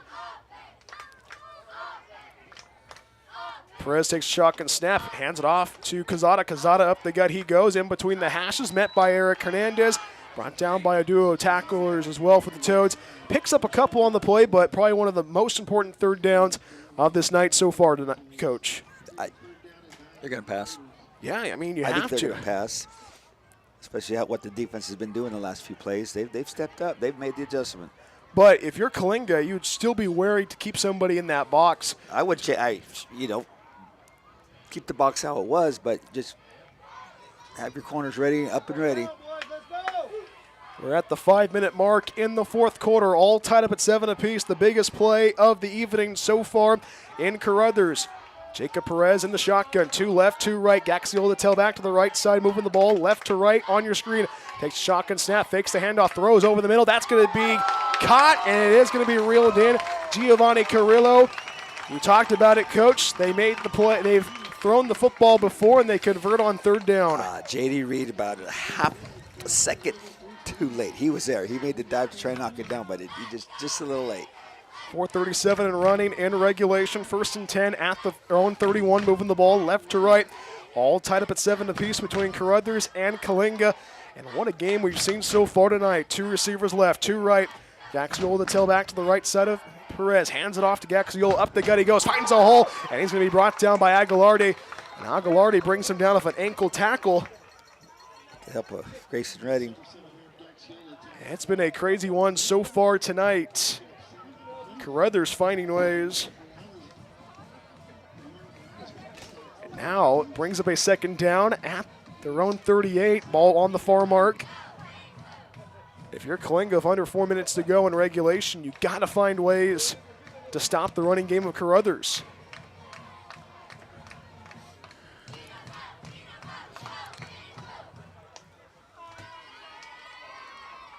Jacob Perez is going to be in the shotgun. Ball placed on the far mark at their own 38.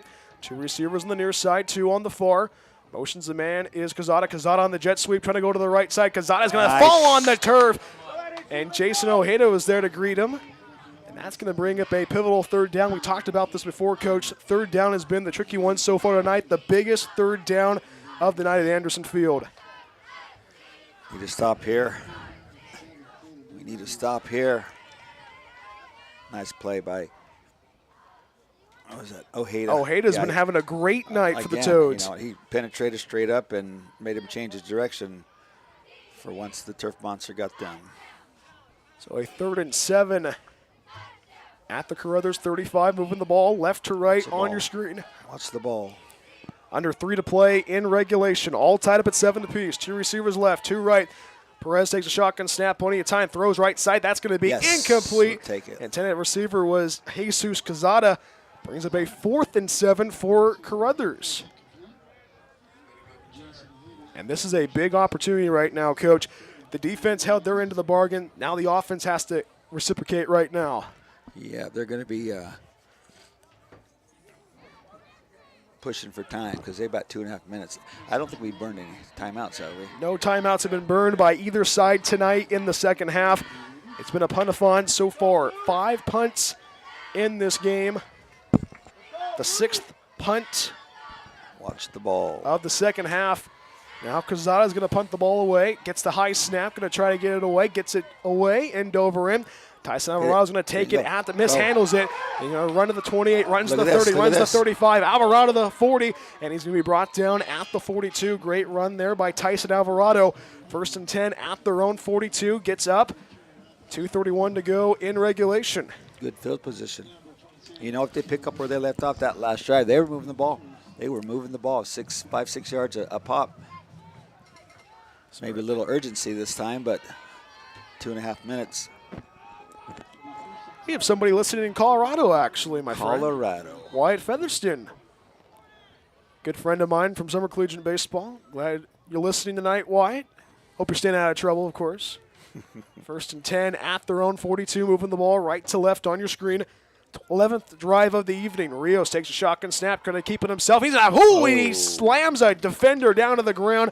He just slammed him down, bringing Abraham Perez a freight train hit by Daniel Rios. And Daniel Rios. He's hurt. Daniel Rios limping. Go down. Go down. And he's going to. Who's their backup? Grayson Redding's the backup for really? the Toads. And right now, Daniel Rios leveling a heavy blow, but he's on the field. The Toads right now circling their leader. And what a game we've seen so far tonight. 2 teams that have battled it out in the season opener, all tied up at 7 apiece. 2:08 remaining in regulation. If you're just now joining us on the Toad Streaming Network, it has been 6 punts in the second half. And the Toads right now trying to answer the call. The defense has done their stuff, but the offense struggling. They were on the doorstep and they fumbled the football in the end zone. That resulted in a drive for the Blue Raiders of Caruthers. That turned into a punt. Now Coalinga, their 11th drive of the evening in total. How about this? Redding right, Redding left. Redding's going to be in the shotgun. Guy who played a lot of defense last year is now the quarterback. Backup takes the slow snap, going to keep it himself. Grayson Redding trying to run right, finds a hole. First down and more. Grayson Redding lowers the shoulder and he gets the first down out of bounds. 1st and 10 for Coalinga, and a lot of extracurriculars. A altercation on the far sideline. Penalty markers flying all over the place. And what's going on here? Not a bad call for a basketball coach, huh? Redding right, Redding left. And another penalty marker flies in. Craziness already.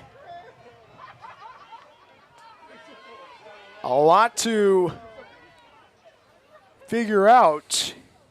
Not sure who it's on, but there were like 2 or 3. 2 teams that have battled it out so far tonight, and the tempers have gotten big. And the tempers have flared up in Caruthers. Nice run, nice run. I hope we But didn't regardless, shoot ourselves in the foot. and that's been the overall theme tonight, missing opportunities. But also, this is a very young team. This is a team that has played a lot of JV football, Yeah. but they have not had the opportunity to experience what it's like to play on the varsity side.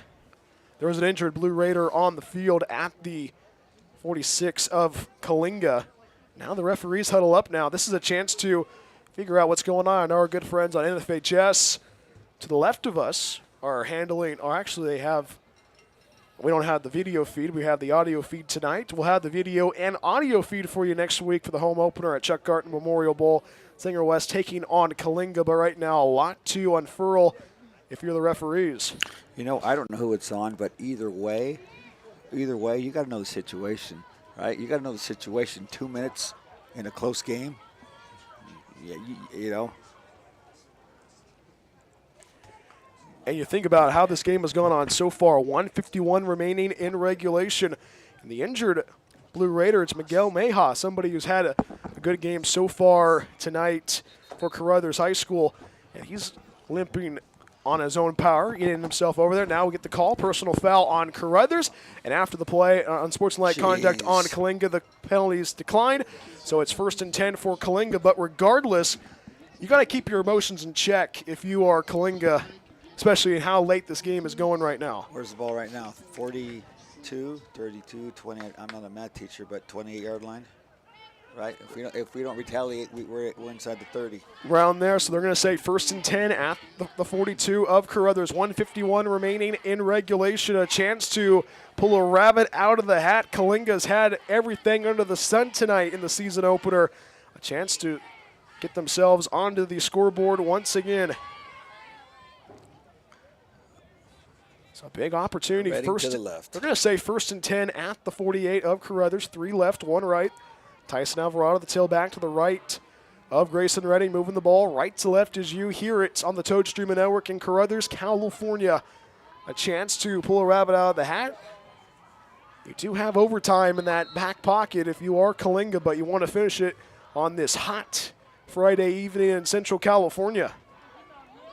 They are going to go trips to the left. One receiver on the far side, Redding in the shotgun. Takes the snap, going to keep it himself. Up the gut he goes. Pushes the pile forward, and the scrum's going to do a good job. Picks up 8 on the play. And he's brought down by a whole host of tacklers for Caruthers, and bringing him down, Elijah Carson, somebody we've been talking about all night long. They broke, don't fix it, right? Keep going. Keep running until they stop it. Right now they can't stop it. 2 for 2. 3 by 1. The Horned Toads are going to line up. Grayson Redding in the shotgun. Alvarado is right side. Redding's going to try to take the snap, try to get a chemo special. There you go. Look to the side. Looks to that sideline, trying to find a way to capitalize offensively. 1:15 and rolling in regulation. Gotta go. Redding takes a low snap, going to keep it himself, going to try to run up the guy in between the hashes. Grayson Redding brings defenders along with him. Grayson Redding gets the first down and then some at the 25. Timeout. And a timeout taken by Coalinga. Huge carry by Grayson Redding, the backup QB, the tight end, and linebacker gets the pickup and the first down of the game. That's a big boy. I'm sorry. That's a big boy. He's only a sophomore, but he's playing like a senior, carrying his team late in Caruthers. 58 seconds to go in regulation, and right now you like what this team's doing. If it's not broken, don't fix it there, Coach. Well, make them stop you. And right now you can't, especially if your quarterback, is he getting back in? So right. Maybe he needs a breather. It looks like, yeah, I'd be tired too going 3 in a row. Well, I mean, this team right now is playing some really good football. And a drive that has had its moments so far. The 11th drive of the evening for Coalinga. The Toads right now trying to capitalize offensively. 58 seconds to go in regulation. If you just now join us now on the Toad Streaming Network, we've seen 6 punts in the second half. An interception that was created by Jason Ojeda. Jason Ojeda got the ball back. Toads turned the ball over in the end zone. And a chance to punch it in for 6-1 last time. 58 seconds remaining in regulation. Huge opportunity for the Toads. A game that started at 8 p.m. due to the heat. And 2 teams trying to capitalize. Rios back in the game. Alvarado to his left side, moving the ball right to left on your screen. Misses the handle, is going to be Alvarado. Alvarado going to try to make something out of nothing, and Alvarado is going to barely he's going to lose a yard, in fact. And a lot of tacklers on that play for Caruthers. Bringing him down is Jordan Olivan. Olivan with that lone score for Caruthers, and somebody who was injured earlier is back in the game there, Coach. Yeah, but again, I'm not a football coach, but I would have went with the Medicine Reading. Maybe he needed a break. Maybe he needed a blow. Timeout taken on the field. 49 seconds remaining in Caruthers. One timeout left for Coalinga. And we've talked about this team has had its moments so far tonight. How do you respond in this situation with limited time, Coach? Keep the ball moving, but you got to have urgency, right? You got to get it once the play's over. You got to get up and you got to go. 49 seconds. They got with what? One timeout left. One timeout. Do you line up for a chip shot field goal? I don't know his range, so I mean it depends on what his range is. I think with Ernie, yeah, last year you do. Redding's going to keep it, throws it right side. That's going to be R.J. Garcia, the intended receiver.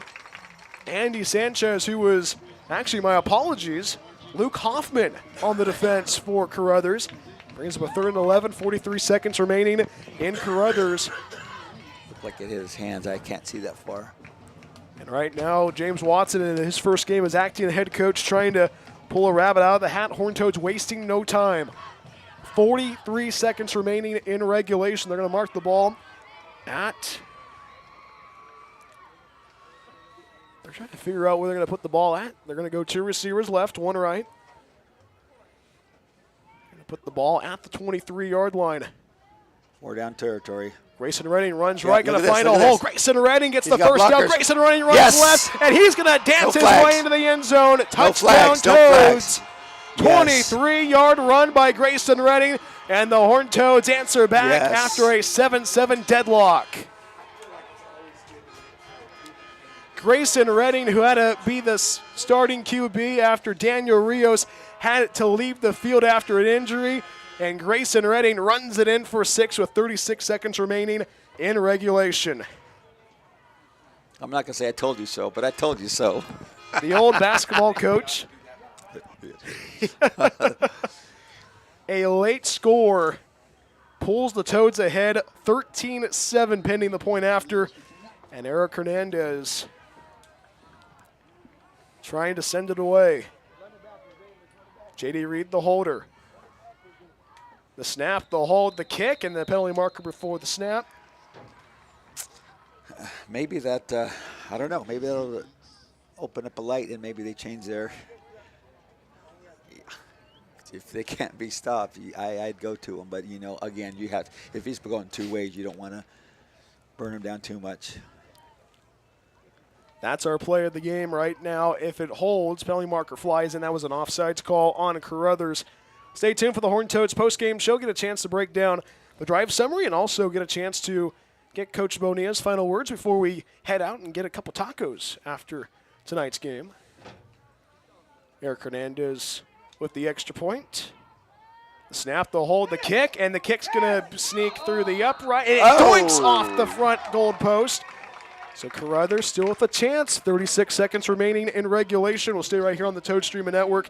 But a 23-yard run by Grayson Redding breaks the 7-all tie, makes it 13-7.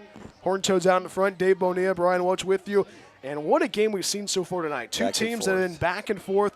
Caruthers looking for their first win since October 27th of 2023. They went 0-10 last year. The Horned Toads going 14-1, trying to start their defense of a Valley title tonight, and they're 36 seconds away from recording their first W of the season. But a lot of weirder things have happened in 36 seconds there, Coach. I was going to say crazier things can happen. So right now it's the Horned Toads trying to keep this offense of Caruthers off the scoreboard. We'll go. Need good coverage on this. Good coverage. Do you squib it? I think you just send it deep. If you do it. If you can. Eric Hernandez has the leg for it. But think about this. Grayson Redding, a guy that had every freshman honor last year, takes over the reins of Daniel Rios after Daniel Rios trying to catch his breath after a huge hit. And Grayson Redding being Grayson Redding. Yeah, it looks like they just subbed out Vega for a smaller, quicker guy. Looks like they're going to go with speed, which is smart. I like that idea. Speed on coverage. Eric Hernandez swings his right leg into the football, end over in. That's going to be taken. Runs right, trying to find a hole is going to be Gaxiola. Gaxiola going to try to find his way to the 46, and he gets himself there, and they set up Caruthers in big territory. Similar situation where they had in that first drive, and that missed PAT might be looming large if you are the Horned Toads. That was a huge return. Huge return.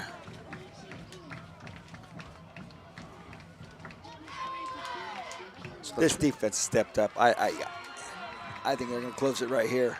They've been impressive the second half. 12th, very impressive. 12th drive of the evening for Caruthers. 1st and 10 at their own 46, moving the ball left to right.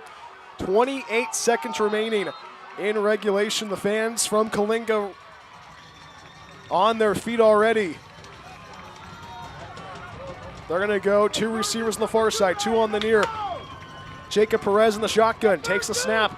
Perez, plenty of time, pressured, and he's going to be put down in the backfield. Ball squirts out, and Caruthers gets the ball back, but Grayson Redding leveling the charge. 20 seconds to go in regulation. Timeout taken by Brandon Ward, his first timeout. That play took 3 seconds? Was it 28 or 23? I think 28, Coach. Okay, I thought it was 23. I was like, holy cow. Again, I don't teach math, but. Well, somebody that's teaching math is on the sideline right now. There you go, Richard Welch. That's right. Enjoying his retirement. Every night's a Friday night. As is Coach Nash, every night's a Friday night. There you go. And alongside the Coach Dave Bonilla, Brian Welch with you on the Toad Streaming Network. And it feels like a 15-round fist fight right now. You know what? It's been going back and forth, back and forth, back and forth.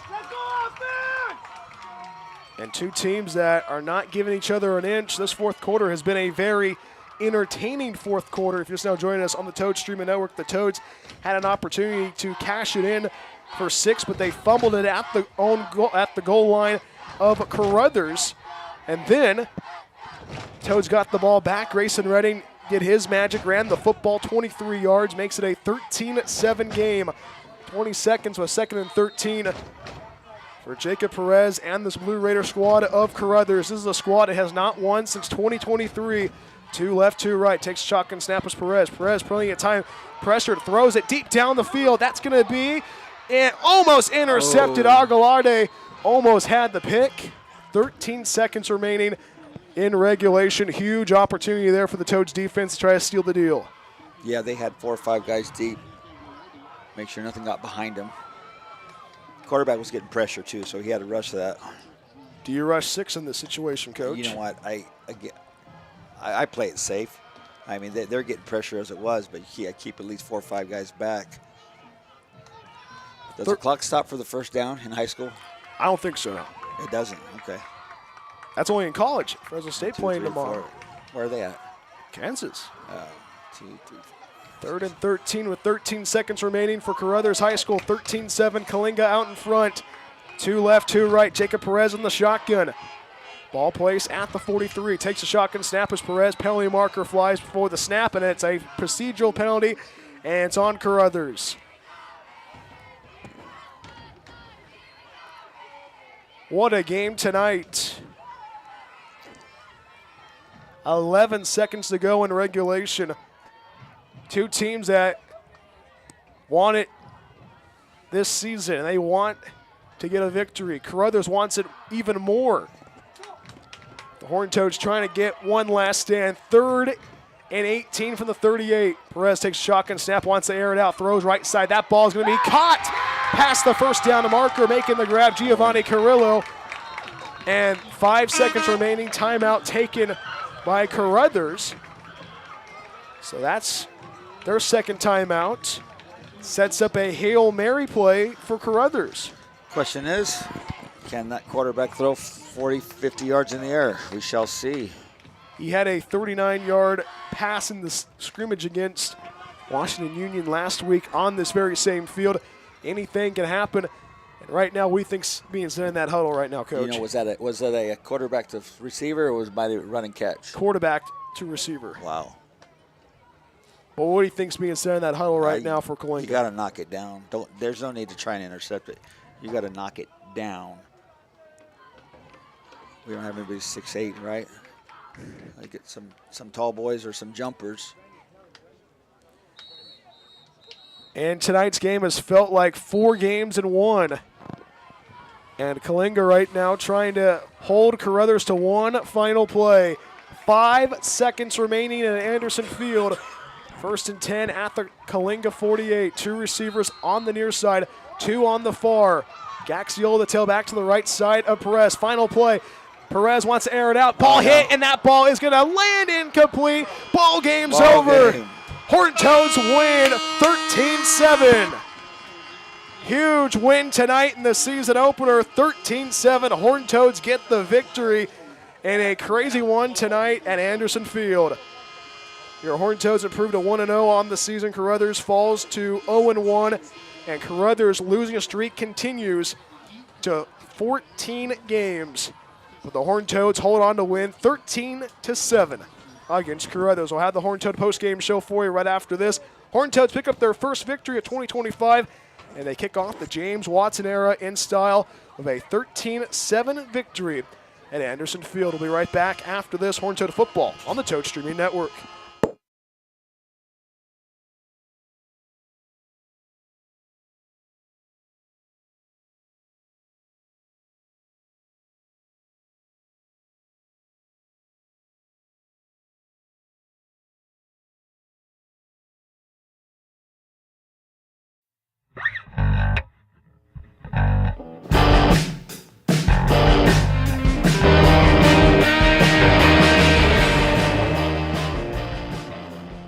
What a way to kick off 2025. A 13-7 victory for your Coalinga High School Horned Toads.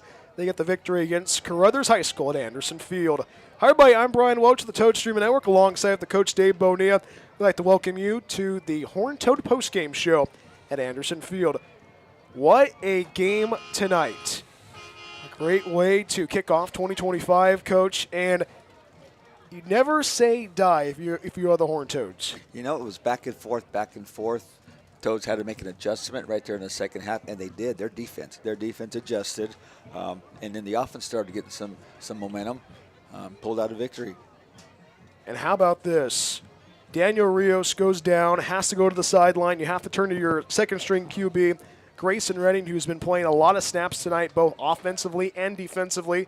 And how about this? 23-yard run by Grayson Redding. Nothing new by him. And we knew that he was going to be a special player last year. He lived up to the hype, and he's living up to the hype right now in the sophomore year. I'm sorry, that boy's a beast. I'm going to say this now, and I'll let it die till the last game. But I used to whip that kid. He was 5, but I whipped him. Yeah, that's a big boy. That's a man boy. He's going to do great things. And this Horned Toad squad playing some really good football. Let's take a look at the drive summary. Caruthers in their first drive of the night got a 1-yard touchdown run by Jordan Olivan, I should say, who was the only offense for the Blue Raiders. Coalinga got a 3-and-out for their drive. Caruthers got a 3-and-out. Coalinga answered with a 6-yard run from Tyson Alvarado. Caruthers got the ball back. And after the kickoff from the touchdown from Coalinga, they had to punt it away. Coalinga had to punt it away. Caruthers had to punt it away. Coalinga got the ball for the last drive of the first half. Did not do much with it. And how about this? Not 1, not 2, but 5 straight drives for both Coalinga and Caruthers, all 3-and-out. And then Caruthers had an interception right to Jason Ojeda. Horned Toads got the ball back, but they turned the ball over at their own goal line. Coalinga the Horned Toads forced a 3-and-out, and the Horned Toads got the ball and they had a 23-yard run by Grayson Redding to seal the deal after missed. 13-7. Horned Toads win against Caruthers High School, but a great win tonight for the Toads.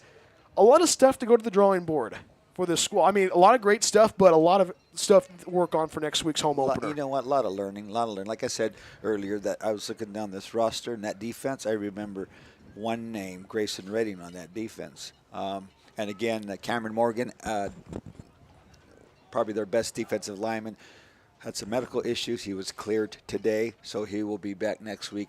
That'll just make that defense better. And the offense had its moments. It was not the high-flying offense we've seen so far from the last couple of years, but it felt like watching a 2009 Fresno State football team, pro-style offense. We're going to run the football. We're going to win the football game by running the football. Yeah, you know what? This team again, it's not last year, but they had Teixeira, they had Pena, Watson. I mean, they had some speed and some weapons, and they have talent now, but they had last year was just maybe a notch above, and so they're adjusted to that, and that's good, right? You play to your power, you play to your strength, and they came out with a win. You know what? And you don't never ever want people to get hurt, but you think about it, if Rios doesn't come up ill a bit, do they go to that? Because right away, Reading 8 yards, 10 yards, and then that big 23-yard run. And you definitely know that Sanger West is going to have a game plan for Grayson Reading next week for the home opener at Chuck Gardner Memorial Bowl. You definitely can feel that. Oh, yeah. All right, Coach, let's pick our offensive defensive player of the game. Let's go defense. Defense. You know what? I'm actually I would probably go the whole defense because of what they did in the second half, because we were kind of getting handled in the first half. Not sure what was said at halftime, but it worked because that defense adjusted. Again, a young defense, an inexperienced defense, and they came to the challenge. And I think this might be a no-brainer, but offensive player of the game, Grayson Reading? You know what? That last part of that fourth quarter pretty much sealed the game. Yeah, I go with Grayson Reading. So as Grayson Reading is our offensive player of the game, the whole defense, the defensive player of the game, Horned Toads getting ready to take on Sanger West next Friday night, a 7 p.m. kickoff. I think it's a 7:30. We'll get that for you at Chuck Gardner Memorial Bowl, the home opener, back in our friendly confines. But we're kind of spoiled. I mean, air conditioning, windows that open, I mean. People are going to think I'm crazy, but it's cold in here. Is it not? A little bit? I mean, it's like 50. I mean, they have it's it in set. the 60s, Well, yeah. they have it this is what it's like in Fresno State. In the dorm, you got to crank the AC up. Once we walk out that door, we're going to have a 40-degree change. You watch. And we're about to get kicked out of here, Coach, but we were talking about this the whole entire night. You saw the progression of how this team played, but what did you like about how this team played with the resiliency? I was going to say resilient. They kept fighting. They kept battling. Almost punched it in and turned it over. They didn't put their heads down. They came back and kept battling, pushing chunks here. Even with Rios in. Rios was getting yards. They battled back. So, nice win. And a nice win indeed, a 13-7 victory for Coalinga. 1-0 on this 2025 season, taking on Sanger West next Friday night at Chuck Gardner Memorial Bowl. Get your tickets at gofan.co. See the Horned Toads, your defending Valley champ, Horned Toads, at home for the first time in 2025. And are you going to watch the Fresno State game tomorrow, Coach? What time? I think it's 3:30 or 4:30. We'll see. I got a garage to clean. Well, I mean, have it on the air. Have the radio. I got season tickets, so I'll catch all the home ones. But a very fun one tonight. We're going to have the games for you all season long. And Game 1 of 2025 is a 13-7 victory for your Coalinga High School Horned Toads. For everyone here who has put this broadcast together, from the athletic director of Coalinga High School, Mike Jaycott, get to hear from him next week. Principal of Coalinga High School, Miss Sheila Diaz. For Dave Bonilla, Brian Woach saying goodbye. Have a good evening. Repeating the final score from Coalinga. It's a 13-7 comeback victory for your Horned Toads. Horned Toads 1-0 on this 2025 season. We'll see you next Friday night for the home opener against Sanger West. Thank you so much for listening to Horned Toad Football on the Toad